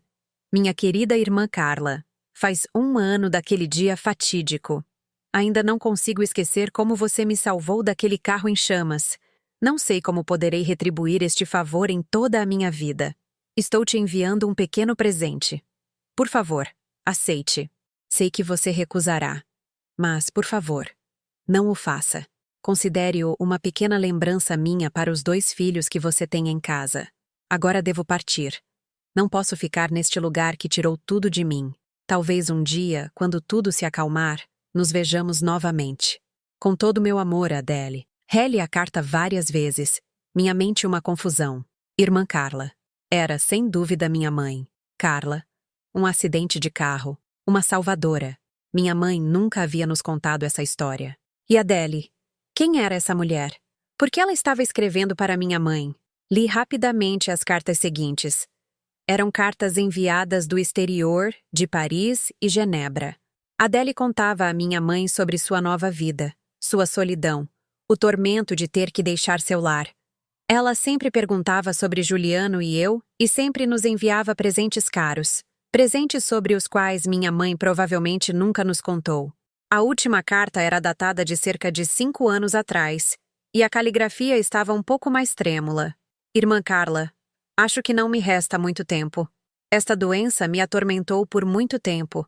Meu único arrependimento é nunca ter voltado para cuidar dos meus 2 filhos. Sei que não mereço. Eu os abandonei. Mas, por favor, irmã, ame-os por mim. Diga a eles que, onde quer que ela esteja, a mãe deles estará sempre zelando por eles e os amando. Estou te enviando esta chave. É a chave de um cofre particular em um banco suíço em Genebra. Dentro está toda a fortuna que amassei. Por favor, entregue aos meus filhos quando eles forem mais velhos. Considere isso a compensação final de uma mãe pecadora. Adeus, minha irmã, minha amiga e minha salvadora. Adele. A carta caiu das minhas mãos. Meu corpo inteiro tremia. Filhos, mãe, toda a verdade. Uma verdade inacreditável. Estava se revelando lentamente diante dos meus olhos. Essa mulher, Adele. Ela era... Não podia ser. Minha mãe era Carla. E ela estava morta. Tinha que haver um engano. Mas este maço de cartas, esta chave e a caligrafia familiar, eu me sentei ali, atordoada no meio do sótão empoeirado, minha mente cheia de confusão, o passado que eu conhecia, a identidade em que eu acreditava, tudo de repente parecia embaçado e estranho, um enorme segredo de família, um segredo enterrado por mais de 20 anos, estava prestes a ser desvendado e estava diretamente relacionado a mim. Naquela noite, eu não consegui dormir por um único minuto. O maço de cartas de Adele e a pequena chave jaziam silenciosamente sobre a escrivaninha, mas minha mente era um turbilhão. A mãe deles, 2 filhos. Essas frases se repetiam, apunhalando profundamente meu coração. Tentei afastar a ideia louca de que Juliano e eu não éramos os filhos biológicos da mulher que sempre chamamos de mãe. Mas tudo se encaixava de uma forma aterrorizante. A caligrafia, os presentes caros e a denominação de vovó para Luna. Na manhã seguinte, eu não pude mais esperar. Eu tinha que encontrar Juliano. Ele também tinha que saber. Ele era meu irmão, minha única família. Ele tinha o direito de saber a verdade sobre nossas raízes. Voltei apressadamente para a cidade. Fui diretamente para o escritório do meu irmão. Ao ver minha aparência abatida e olhos fundos, ele me perguntou ansiosamente. Não disse nada. Apenas fechei a porta do escritório em silêncio e coloquei o maço de cartas e a chave sobre sua mesa. Leia, eu disse com a voz rouca. Juliano, surpreso, pegou a primeira carta. Enquanto lia, sua expressão mudou de surpresa para espanto e depois choque. Ele leu cada carta, e a mão que segurava o papel começou a tremer. Quando terminou a última carta, ele desabou na cadeira, olhando para o vazio com os olhos perdidos. Não pode ser, ele murmurou, balançando a cabeça repetidamente. Nossa mãe é Carla. Quem é essa, Adele? Eu também pensei assim. Eu disse amargamente. Mas, irmão, olhe para esta caligrafia. É idêntica à do cartão de aniversário da Luna. Mostrei-lhe a foto do cartão que havia tirado com o meu celular. Juliano encarou intensamente ambas as caligrafias. O último vestígio de dúvida em seus olhos desapareceu. Ele cobriu o rosto com as mãos e seus ombros largos tremeram. Pela primeira vez na minha vida, vi meu irmão, sempre forte e firme, tão frágil e impotente. Permanecemos em silêncio por um longo tempo, cada um perdido em seus próprios pensamentos confusos. O passado que conhecíamos, a mãe que amávamos. Tudo havia se transformado repentinamente em um grande ponto de interrogação. Então, mamãe Carla, Juliano levantou a cabeça, sua voz embargada. Não era nossa mãe biológica. Ela nos criou. Ela nos amou. Por que ela escondeu isso de nós? Eu não sei, balancei a cabeça. Mas acho que ela tinha suas razões. Adele disse que tinha que partir, que não podia ficar. Algo terrível deve ter acontecido. Acidente de carro. Essa pista voltou à minha mente. Adele disse que mamãe Carla a salvou. Sim, o segredo deve estar naquele acidente de carro.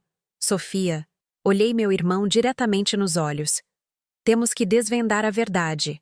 Não apenas por nós, mas por ambas as nossas mães. Juliano assentiu. Seu olhar ficou muito mais determinado.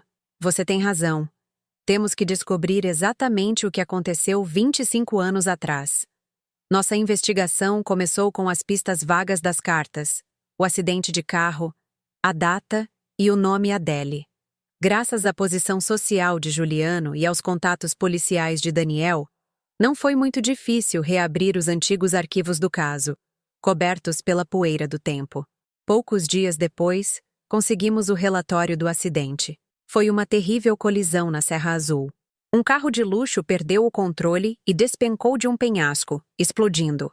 De acordo com o relatório, 4 pessoas estavam no carro: o presidente das Joias Revivas e sua esposa, e o motorista e sua esposa. Concluiu-se que todos os 4 haviam morrido. Joias Revivas. Aquele nome nos deixou, a Juliano e a mim, atônitos.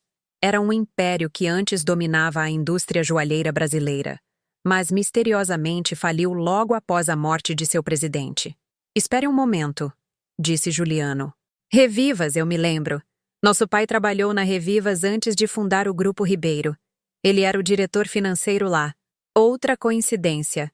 Tudo parecia estar conectado, mas o relatório dizia que todos os 4 morreram. Então, quem é essa Adele e por que ela disse que mamãe Carla a salvou? Perguntei confusa. Essa é a chave. Daniel, que estava sentado conosco, interveio. Ele apontou para uma seção do relatório da autópsia. Dos 4 corpos encontrados, um estava tão queimado que era irreconhecível. Com base em alguns fragmentos ósseos, só puderam confirmar que era uma mulher, e as pessoas presumiram ser a esposa do presidente da Revivas, a senhora Adele. Isso significa... Prendi a respiração. É muito provável que aquela mulher não fosse a senhora Adele, concluiu Daniel. A senhora Adele sobreviveu ao acidente, e é possível que a pessoa que a salvou tenha sido nossa mãe, Carla. Mas, por algum motivo, ela escolheu se tornar uma pessoa morta aos olhos de todos e viver outra vida no exterior. Mas por quê? Por que uma mulher com status, dinheiro e tudo mais abandonaria tudo, até mesmo seus 2 filhos? Este acidente, Juliano ponderou, foi realmente um acidente ou um assassinato? A pergunta do meu irmão silenciou a sala.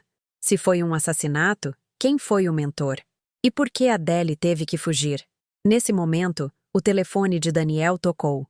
Era um antigo colega do Rio de Janeiro. Ele saiu para atender e voltou com uma expressão muito séria. Novidades, ele disse. Pedi que verificassem a lista de executivos das Joias Revivas daquela época. Adivinhem quem foi nomeado presidente interino logo após a morte do presidente Revivas e sua esposa. Quem? Juliano e eu perguntamos em uníssono. Foi ele. A voz de Daniel ficou firme. O presidente do grupo Águia Dourada, o senhor Ricardo Almeida. Aquele nome apareceu mais uma vez. O velho inimigo da nossa família, o homem que levou nosso pai à morte. Uma onda de náusea e raiva subiu pela minha garganta. Isso não pode ser uma coincidência. Juliano bateu na mesa.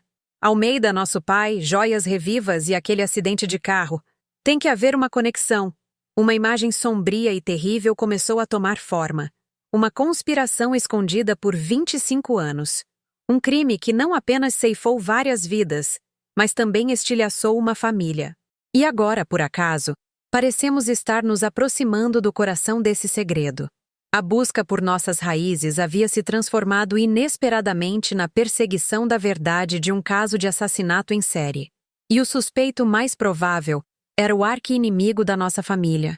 O nome Sr. Almeida era como a chave que abria uma porta escura para os terríveis segredos do passado. Todos os eventos agora se uniam em uma hipótese aterrorizante. O Sr.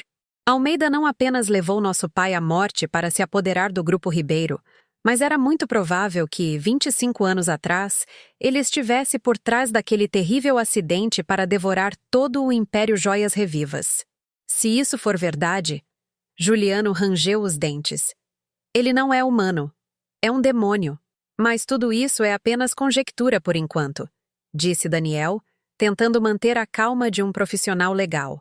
Não temos provas concretas para acusá-lo. O caso é muito antigo, e é provável que quase todos os vestígios tenham sido apagados. E Adele? Eu intervi. Se ela estiver viva, é a testemunha mais importante. Ela saberá exatamente o que aconteceu. Ela provavelmente teve medo, respondeu Juliano. O inimigo era muito poderoso. Ela tinha que se preocupar não apenas consigo mesma, mas também com seus 2 filhos. Talvez se tornar uma pessoa morta fosse a única maneira de nos proteger. Senti um nó no peito. A partida da minha mãe biológica não foi abandono, mas um sacrifício silencioso. Ela teve que abrir mão de tudo pela segurança de seus 2 filhos, vivendo em solidão e tormento em um país estrangeiro. E nossa mãe, Carla, que nos criou, também fazia parte desse sacrifício. Ela viveu sua vida inteira com aquele segredo guardado em seu coração. O que fazemos agora? Perguntei, olhando alternadamente para Daniel e Juliano. Ir para Genebra procurar Adele? Não. Daniel e Juliano se opuseram quase em uníssono. É muito perigoso, explicou Daniel. O Sr. Almeida é uma raposa velha. Sua rede de informações está em toda parte. Se ele descobrir que estamos investigando, não hesitará em usar qualquer meio para nos silenciar, como fez com seu pai. Além disso, não temos certeza se Adele quer nos ver. A última carta foi escrita há 5 anos. E ninguém sabe em que situação ela se encontra agora. Daniel está certo, continuou Juliano. O que temos que fazer agora é procurar evidências aqui primeiro. A chave do cofre é a pista mais importante. É altamente provável que a fortuna que mamãe Adele deixou para trás não contenha apenas dinheiro, mas também algo que possa expor os crimes do Sr. Almeida. Mas isso é um banco suíço em Genebra, eu disse preocupada. Suas leis de sigilo bancário são as mais rígidas do mundo. Mesmo que tenhamos a chave, não acho que posso simplesmente ir e abri-lo sozinha. Deixe comigo, Juliano disse com um olhar determinado. Tenho um amigo advogado especializado em direito internacional. Vou pedir a ele que encontre uma solução. Pode levar tempo, mas não é impossível. Enquanto Juliano lidava com a questão de Genebra, Daniel e eu decidimos começar por outro ângulo, buscando antigas testemunhas que trabalharam nas joias revivas na época do acidente.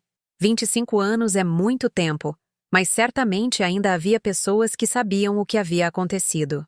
Pessoas que tiveram que permanecer em silêncio devido à opressão, suborno ou ameaças do Sr. Almeida. Nossa busca foi muito difícil. Muitas pessoas haviam se mudado. Muitas haviam falecido. Aqueles que permaneceram, quando os nomes Joias Revivas e Sr. Almeida eram mencionados, todos balançavam a cabeça com medo e se recusavam a falar. O poder e a crueldade do Sr. Almeida haviam criado uma sombra tão grande que os oprimia por décadas. Depois de vários dias de busca desesperada, finalmente tivemos um golpe de sorte. Encontramos o Sr. Cordeiro, o ex-motorista aposentado da família do presidente Revivas. Ele agora era um velho frágil morando sozinho em uma pequena casa na periferia. Quando chegamos, ele estava sentado em sua varanda, olhando para o vazio com olhos tristes. A princípio, ele também se recusou a falar. Mas quando eu lhe mostrei a foto de Adele e lhe contei minha identidade, seus velhos olhos se encheram de lágrimas. Senhorita, é a senhorita Sofia? Ele perguntou com a voz trêmula. Quando assenti, o Sr. Cordeiro desabou em lágrimas. Meu Deus, ela está viva. Eu pensei que toda a família do presidente... Ele nos convidou para entrar em sua casa. Depois de se acalmar, ele começou a contar a história de 25 anos atrás. Uma história que ele havia guardado em seu coração como um pesadelo.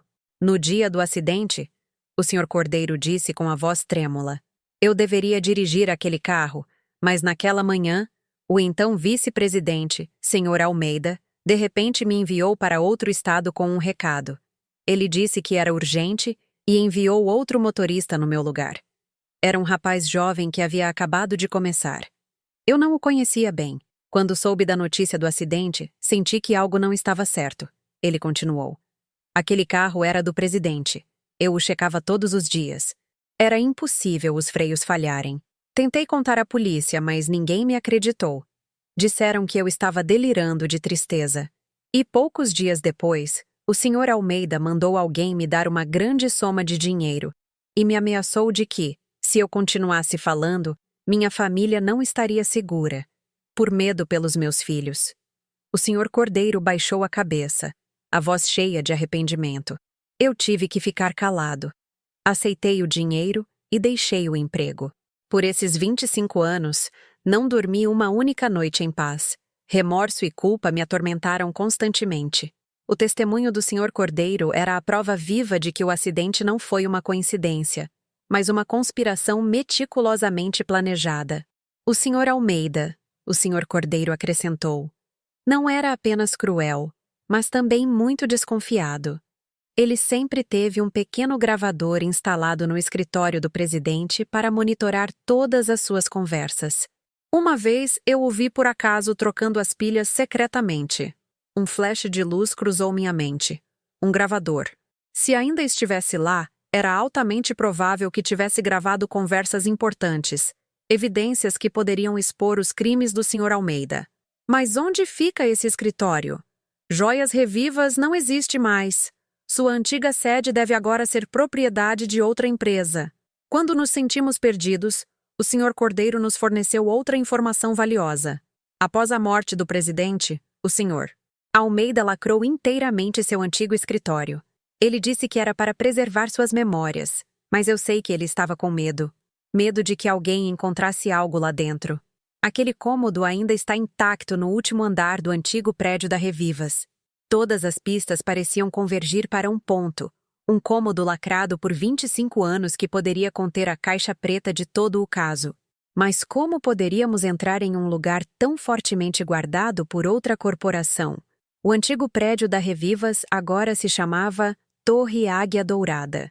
Estava de pé no centro da cidade como uma fortaleza inexpugnável. Infiltrar-se ali, especialmente no cômodo lacrado no último andar, era uma missão quase impossível para pessoas comuns como nós. Isso não pode ser feito por canais normais, disse Daniel depois de rodear o prédio. O sistema de segurança aqui é de última geração. Há câmeras de vigilância por toda parte e seguranças patrulhando 24 horas por dia. As portas de acesso em cada andar usam cartões-chave magnéticos. É impossível entrar pela porta principal. Enquanto quebramos a cabeça, finalmente recebemos uma ligação de Juliano, que estava em silêncio há vários dias, com notícias importantes. Falei com meu amigo advogado, Juliano disse. Ele diz que, como filhos biológicos, temos o direito total de solicitar informações sobre o cofre da nossa mãe no Banco Suíço. Mas o processo é muito complicado e levará pelo menos alguns meses. Mas ele descobriu algo interessante. Há 5 anos, justamente quando mamãe Adele enviou a última carta, outra pessoa tentou acessar aquele cofre, mas falhou por falta de documentos de identificação. Quem? Perguntei ansiosamente. Eram pessoas que trabalhavam para o Sr. Almeida. Senti um arrepio. Ele também sabia da existência daquele cofre. Ele o procurava há anos. Isso nos confirmou ainda mais que havia algo dentro que o ameaçava. E também significava que não tínhamos muito tempo. Se o Sr. Almeida descobrisse que estávamos investigando, não hesitaria em agir primeiro. A urgência da situação nos obrigou a tomar uma decisão ousada. Se não podemos entrar pela porta principal, eu disse, olhando para Daniel e Juliano, entraremos de outra forma. A Torre Águia Dourada e a nossa Torre Ribeiro ficam bem ao lado uma da outra. A altura dos telhados de ambos os edifícios é quase a mesma. Não me diga! Juliano olhou para mim espantado. Não, Sofia, é muito perigoso. É o único caminho. Eu disse firmemente. Não temos mais tempo. Você pode desativar o sistema de segurança da Torre Ribeiro. Daniel tem a tecnologia e a experiência como policial. E eu tenho que entrar lá. Aquele cômodo está relacionado ao meu passado. Após uma longa discussão, ambos tiveram que concordar relutantemente. O plano foi traçado com grande detalhe e cautela. O momento da ação foi marcado para as 2 da manhã, quando a atividade em ambos os edifícios cessa completamente. Naquela noite, a cidade dormia. Apenas as fracas luzes da rua permaneciam. Quando eu estava no telhado da Torre Ribeiro com Daniel, meu coração batia como um tambor. O vento das alturas chicoteava meus cabelos vigorosamente. Daqui, o telhado da Torre Águia Dourada parecia estar a apenas cerca de 4 ou 5 metros de distância. Não era uma grande distância, mas era um abismo entre a vida e a morte. Daniel preparou o equipamento com cuidado. Ele era um especialista nesses assuntos. Ele usou uma arma especial para lançar um cabo de alta resistência para o parapeito do prédio oposto. O cabo foi firmemente ancorado em ambas as extremidades. Eu vou primeiro, Daniel disse com uma voz grave e tranquilizadora. Quando eu atravessar e garantir a área, você desliza pelo cabo. Não tenha medo. Eu te segurarei firme. Eu assenti. Minhas palmas já estavam úmidas de suor. Prendi a respiração enquanto observava Daniel se agarrar agilmente à corda e atravessar o vazio escuro. Poucos minutos depois, ele chegou em segurança ao outro lado e me fez um sinal. Era a minha vez. Respirei fundo e segurei firmemente o cabo frio. Meu corpo inteiro estava suspenso no céu noturno. Abaixo, as luzes da cidade pareciam distantes, e um pequeno erro poderia me fazer cair. Mas o pensamento da minha mãe, da verdade me esperando do outro lado, me deu força. Quando meus pés tocaram o parapeito da Torre Águia Dourada, Daniel correu para me ajudar. Você conseguiu! Ele sussurrou orgulhosamente. Desativamos rapidamente as câmeras do telhado e encontramos o caminho para as escadas de emergência. O escritório lacrado ficava logo no andar abaixo. O cadeado antigo não foi problema para Daniel. A porta pesada se abriu com um rangido, revelando um espaço que estava mergulhado em escuridão e poeira por 25 anos. Acendemos uma pequena lanterna e a luz fraca varreu o cômodo. Tudo estava como o Sr. Cordeiro havia descrito. A escrivaninha, a estante, o conjunto de sofás, tudo estava coberto por uma espessa camada de poeira. O ar viciado cheirava a tempo. De acordo com o Sr. Cordeiro, o gravador estava escondido atrás de um grande quadro a óleo pendurado na parede. Daniel retirou o quadro com cuidado. De fato, um gravador de cassete antigo estava habilmente instalado em um pequeno nicho na parede. Será que ainda funciona? Perguntei preocupada.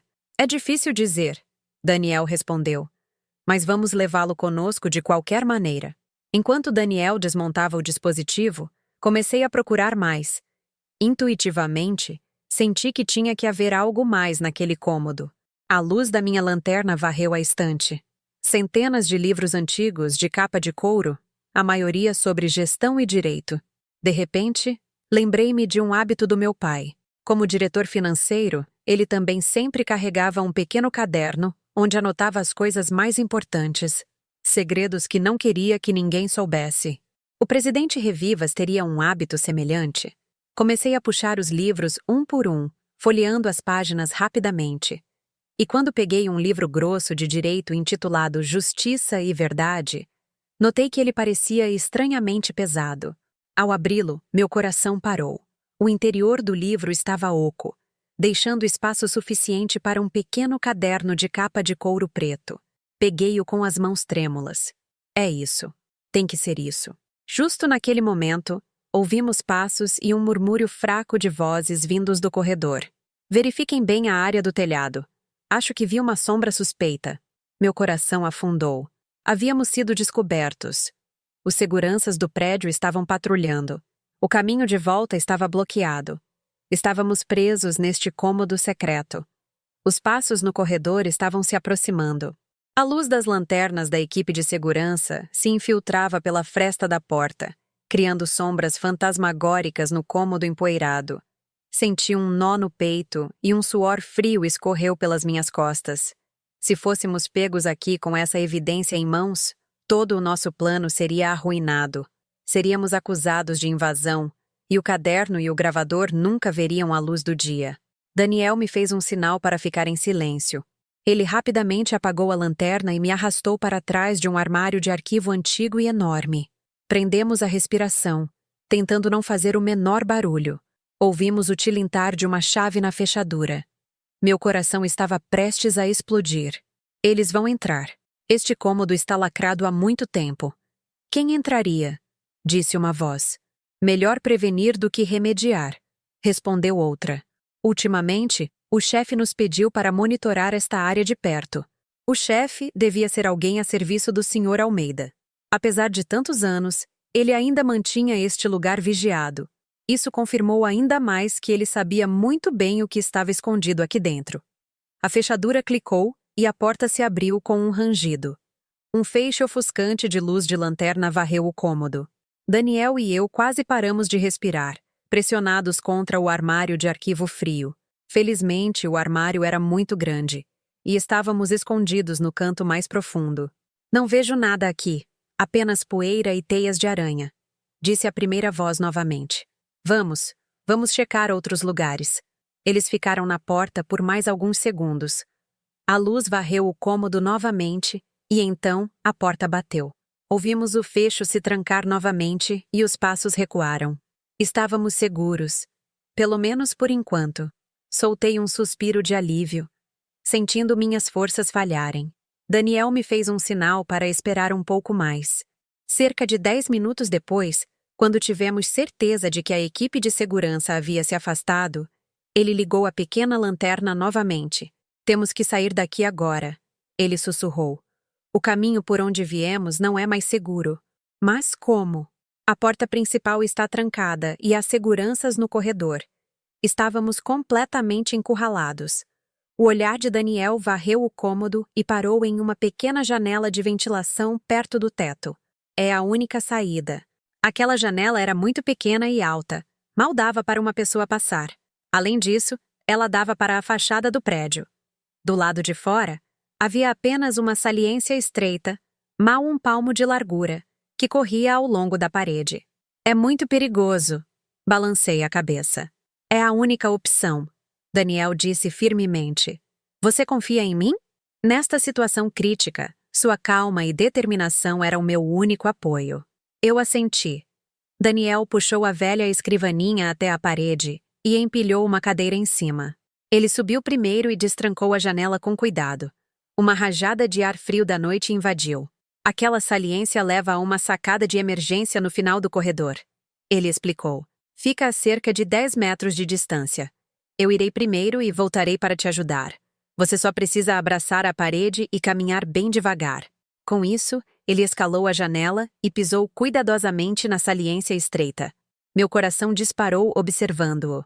Uma forte rajada de vento poderia tê-lo feito cair, mas Daniel se moveu com grande profissionalismo. Seus passos eram firmes, suas costas pressionadas contra a parede. Poucos minutos depois, ele alcançou a sacada de emergência em segurança e me fez um sinal de que era a minha vez. O caderno e o gravador estavam guardados com segurança na minha bolsa tiracolo, sobre o peito. Respirei fundo, tentando não olhar para baixo. Minhas pernas tremeram ao colocar o pé na saliência. Senti todo o meu corpo se agarrar à parede fria. O vento assobiava nos meus ouvidos, trazendo consigo o ruído da cidade noturna. Não tenha medo. Olhe apenas para mim. Ouvi a voz de Daniel vinda da frente. Uma voz grave, calma e tranquilizadora. Apenas um passo de cada vez. Eu me concentrei na figura de Daniel, tentando não pensar no abismo profundo lá embaixo. Nunca 10 metros pareceram tão longos.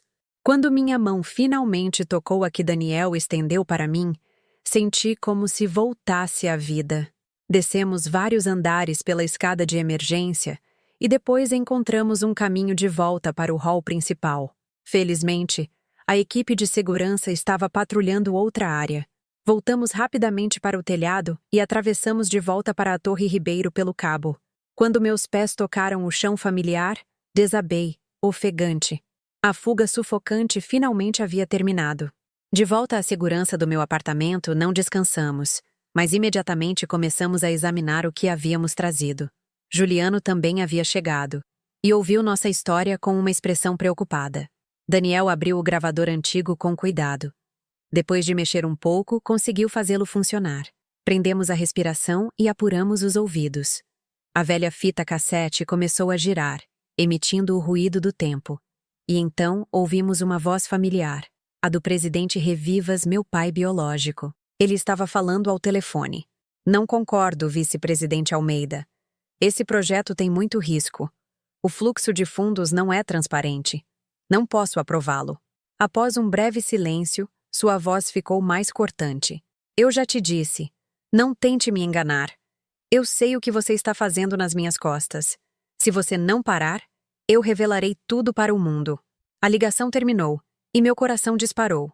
Esta era a prova do conflito entre meu pai e o Sr. Almeida. Mas a próxima gravação realmente nos atordoou. Desta vez, era a voz do Sr. Almeida. Ele estava falando com alguém. O velho descobriu tudo. Não podemos deixá-lo viver. Um acidente de carro. Sim, tem que parecer um acidente. A família dele. Cuidem de todos. Não deixem ninguém para trás. E então a Revivas será nossa. Uma confissão gravada há 25 anos. Uma confissão inegável. Ao mesmo tempo, abri o caderno de capa de couro preto. Dentro, não havia apenas registros de transações comerciais das joias Revivas, mas também breves anotações de diário do meu pai. Ele escrevia sobre sua preocupação ao descobrir a conspiração do Sr. Almeida, seu mal-estar ao se sentir monitorado, e seu amor infinito por sua esposa e 2 filhos pequenos. E na última página, havia uma linha escrita apressadamente em uma tinta especial, uma tinta visível apenas sob luz ultravioleta, um hábito prudente dos profissionais de finanças. Juliano e eu sabíamos disso. Rapidamente apagamos as luzes, e Daniel apontou uma pequena lanterna ultravioleta, que ele sempre carregava consigo, para o papel. A escrita apareceu. Todas as evidências originais, contratos, extratos de conta, estão no cofre do Banco Suíço em Genebra. Número XYZ. A chave foi confiada a Carla. Se algo acontecer comigo, confiem nela. Carla saberá o que fazer. Tudo ficou claro. Mamãe Carla não apenas nos criou, mas foi a pessoa de confiança que meu pai incumbiu da missão de proteger a evidência mais importante, a herança e o futuro de seus 2 filhos. O amor e o sacrifício que ambas as nossas mães nos demonstraram foram imensos e grandiosos. As lágrimas voltaram a fluir, mas desta vez eram lágrimas de gratidão e orgulho. Agora tínhamos em nossas mãos a confissão do passado, a pista para a evidência decisiva armazenada em Genebra e os crimes atuais do Sr. Almeida. O plano para o contra-ataque final, a batalha decisiva, estava prestes a começar. A rede do céu havia sido tecida firmemente. Tudo o que restava era o maior peixe cair nela sozinho. Com a evidência irrefutável em nossas mãos, sabíamos que a hora do julgamento final estava muito próxima. Mas também estávamos cientes de que confrontar uma raposa velha e astuta como o Sr. Almeida exigia não agir precipitadamente. Um pequeno erro poderia dar-lhe a oportunidade de virar o jogo e apagar todos os vestígios. Precisamos de um plano absolutamente perfeito, disse Juliano com uma expressão firme. Temos que atacá-lo de surpresa, sem lhe dar tempo para reagir. O plano foi traçado com a participação de nós 3. Juliano, com sua posição no mundo dos negócios, daria o golpe decisivo na esfera comercial. Daniel, com o apoio de seus colegas de confiança, cuidaria do aspecto legal para não lhe deixar escapatória. E eu o confrontaria diretamente, me tornando o pavio para a bomba que estava prestes a explodir. O primeiro passo foi resolver a questão de Genebra. Com a gravação e o caderno como evidência e a cooperação da polícia, o amigo advogado de Juliano rapidamente conseguiu convencer o Banco Suíço. Eles concordaram em abrir o cofre, mas sob a condição de que eu estivesse presente e o processo fosse realizado sob a supervisão de ambas as partes. Uma semana depois, Juliano e eu estávamos em Genebra, na Suíça. O cofre do banco era frio e silencioso. Quando a caixa de metal familiar foi colocada sobre a mesa, meu coração disparou novamente. A chave de mamãe Carla deslizou suavemente na fechadura, e com uma volta, a porta da caixa se abriu com um clique. Dentro, não havia dinheiro ou joias, mas um maço grosso de documentos cuidadosamente embrulhados em plástico. Eram todos os originais dos contratos fantasmas, os extratos bancários que registravam os fluxos de dinheiro ilícitos e todos os acordos secretos que o Sr. Almeida havia usado para se apoderar das joias Revivas. Cada documento ostentava sua assinatura manuscrita. Esta era a arma definitiva, a espada final que poderia pôr fim à carreira daquele demônio. Com o advogado presente, fizemos cópias de todo o material e imediatamente as enviamos para Daniel. Tudo estava pronto. Em nosso retorno ao país, a atmosfera era tensa. O Sr. Almeida, após a tentativa frustrada de invasão na Torre Águia Dourada, parecia ter sentido o cheiro do perigo. Ele começou a demonstrar comportamento defensivo. O número de seus seguranças dobrou, e todas as suas reuniões eram estritamente controladas. Ele está tentando apagar os rastros e desviar seus bens, Daniel relatou em uma reunião de emergência. Temos que agir antes que seja tarde demais. O dia D foi marcado. Era o dia da Assembleia Anual de Acionistas do Grupo Águia Dourada, um grande evento que reunia toda a diretoria, principais acionistas e mídia. Seria o palco perfeito para encerrarmos esta performance. Naquela manhã, escolhi um vestido vermelho vivo, uma cor que simboliza poder e determinação. Juliano vestiu seu elegante terno habitual, mas havia uma determinação incomum em seus olhos. Comparecemos não como concorrentes, mas como convidados de honra, um movimento surpreendente que Juliano havia preparado de antemão por meio de alguns acionistas favoráveis ao Grupo Ribeiro. O auditório do Centro de Convenções Nacional estava lotado. O senhor Almeida estava sentado na presidência no palco, ainda mantendo uma expressão de confiança e autoridade. Ele estava fazendo um discurso apaixonado sobre as conquistas do Grupo Águia Dourada e seus ambiciosos planos futuros. Um discurso perfeito de um líder competente. Quando seu discurso terminou em meio a aplausos estrondosos, Juliano me fez um sinal. Com licença. Uma voz ressoou da porta. Era Daniel entrando de uniforme, junto com uma equipe de investigação. Senhor Ricardo Almeida, presidente do Grupo Águia Dourada. Estamos aqui para executar um mandado de prisão e busca de emergência em conexão com acusações de homicídio doloso e apropriação indébita de ativos. Todo o salão ficou atônito e todas as câmeras se viraram instantaneamente para o palco. O senhor Almeida pulou, seu rosto mudou, mas ele tentou manter a compostura. O que está dizendo? Deve haver um engano. Eu sou um empresário honesto. Não há engano, senhor Almeida. Eu levantei a voz enquanto caminhava da plateia. Todos os olhos se voltaram para mim novamente. Ou o senhor quer que eu lhe lembre do acidente de carro que ocorreu na Serra Azul há 25 anos? Ao ouvir isso, a compostura em seu rosto desmoronou completamente. Ele olhou para mim e havia ódio e espanto em seus olhos. Juliano também se levantou e subiu ao palco. Ele carregava um maço de documentos na mão. E o que ele fez com meu pai? Chegou a hora de ele pagar por todos os seus crimes. Juliano sinalizou para a equipe técnica, e no telão gigante atrás do Sr. Almeida, em vez de gráficos de crescimento, apareceram imagens de documentos, contratos e extratos bancários. Ao mesmo tempo, a gravação da própria voz do Sr. Almeida, ordenando a eliminação de toda a família Revivas, ecoou por todo o salão. Desliguem isso! Desliguem agora! O Sr. Almeida rugiu como uma fera ferida, correndo enlouquecidamente em direção ao painel de controle. Mas era tarde demais. Toda a evidência havia sido revelada diante de centenas de pessoas, diante das câmeras do país inteiro. Daniel e seus colegas se aproximaram rapidamente e colocaram as algemas nele. Ricardo Almeida, o senhor está preso. O Grupo Águia Dourada, construído sobre o sangue e as lágrimas de outros, desmoronou em um instante. Parada no palco, observei o inimigo de duas famílias ser levado. Não senti triunfo, mas um estranho alívio leve. Finalmente, a justiça havia sido feita. Mamãe, papai, vocês estão assistindo? Nós conseguimos. Em meio a tudo, uma mulher saiu correndo da multidão e se ajoelhou aos meus pés, chorando inconsolavelmente. Era a esposa do Sr. Almeida. Senhorita Sofia, por favor, perdoe meu marido. Ele só teve muita ambição. Olhei para a pobre mulher à minha frente e depois olhei pela janela. O céu ainda estava azul, o sol ainda estava quente e a vida continuaria. Mas há erros que nunca poderão ser perdoados. O caso do colapso do Grupo Águia Dourada causou uma grande comoção, não apenas no mundo dos negócios, mas em toda a sociedade. Os crimes escondidos por 25 anos finalmente vieram à tona.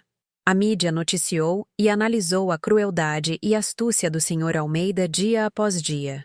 Ele passou de um empresário bem-sucedido, um exemplo de superação, para a personificação do mal em um instante. Com evidências irrefutáveis, o Sr. Almeida foi sentenciado à pena máxima por seus crimes.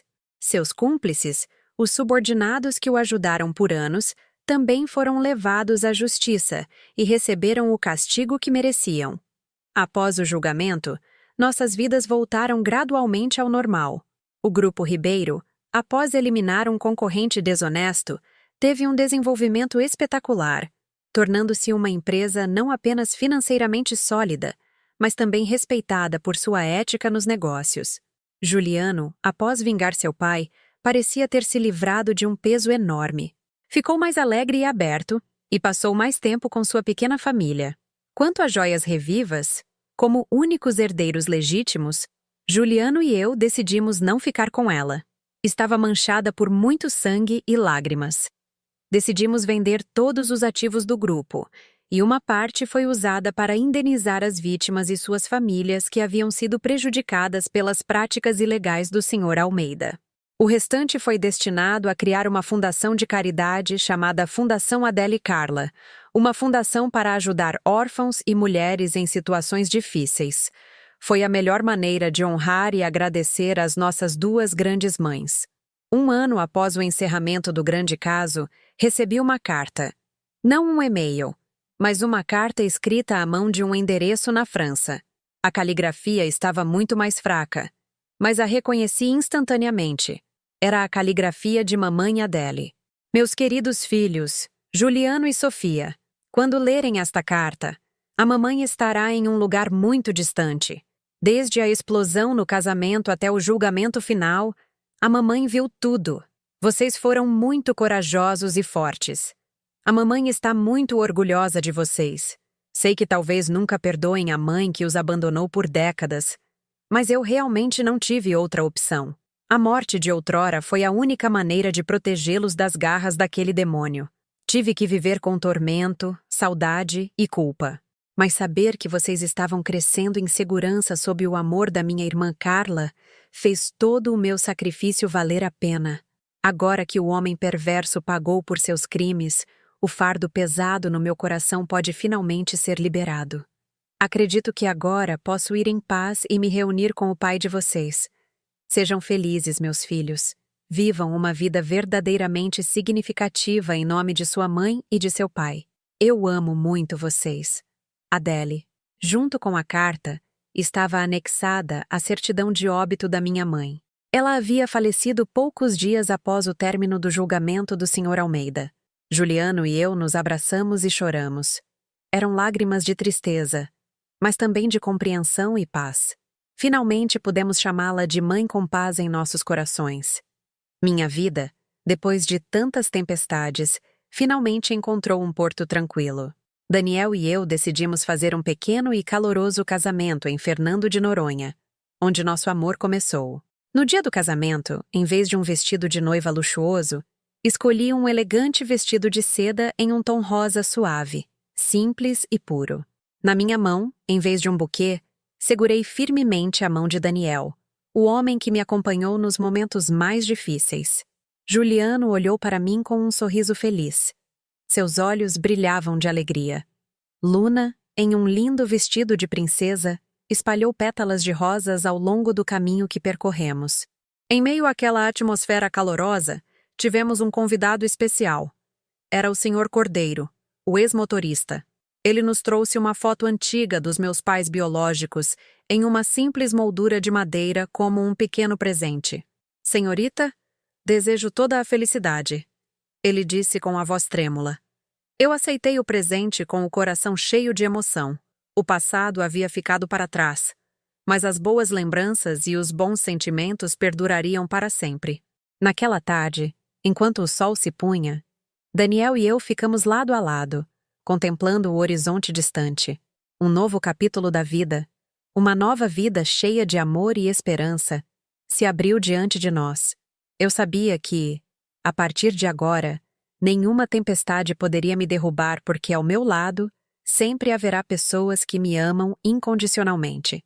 E acredito que em algum lugar lá em cima, meus 3 pais e mães estão zelando por nós e nos abençoando com um sorriso. Você gostou da minha história? Se ouviu até o fim, comente um número 1. Se gostou, pode me apoiar curtindo o vídeo e enviando uma pequena gorjeta. Eu tenho muitas outras histórias de vida como esta no meu canal, então certifique-se de se inscrever e conferir. Adicionei 2 novas histórias na tela que todos amam. Obrigado por estar aqui. Até a próxima. Com amor.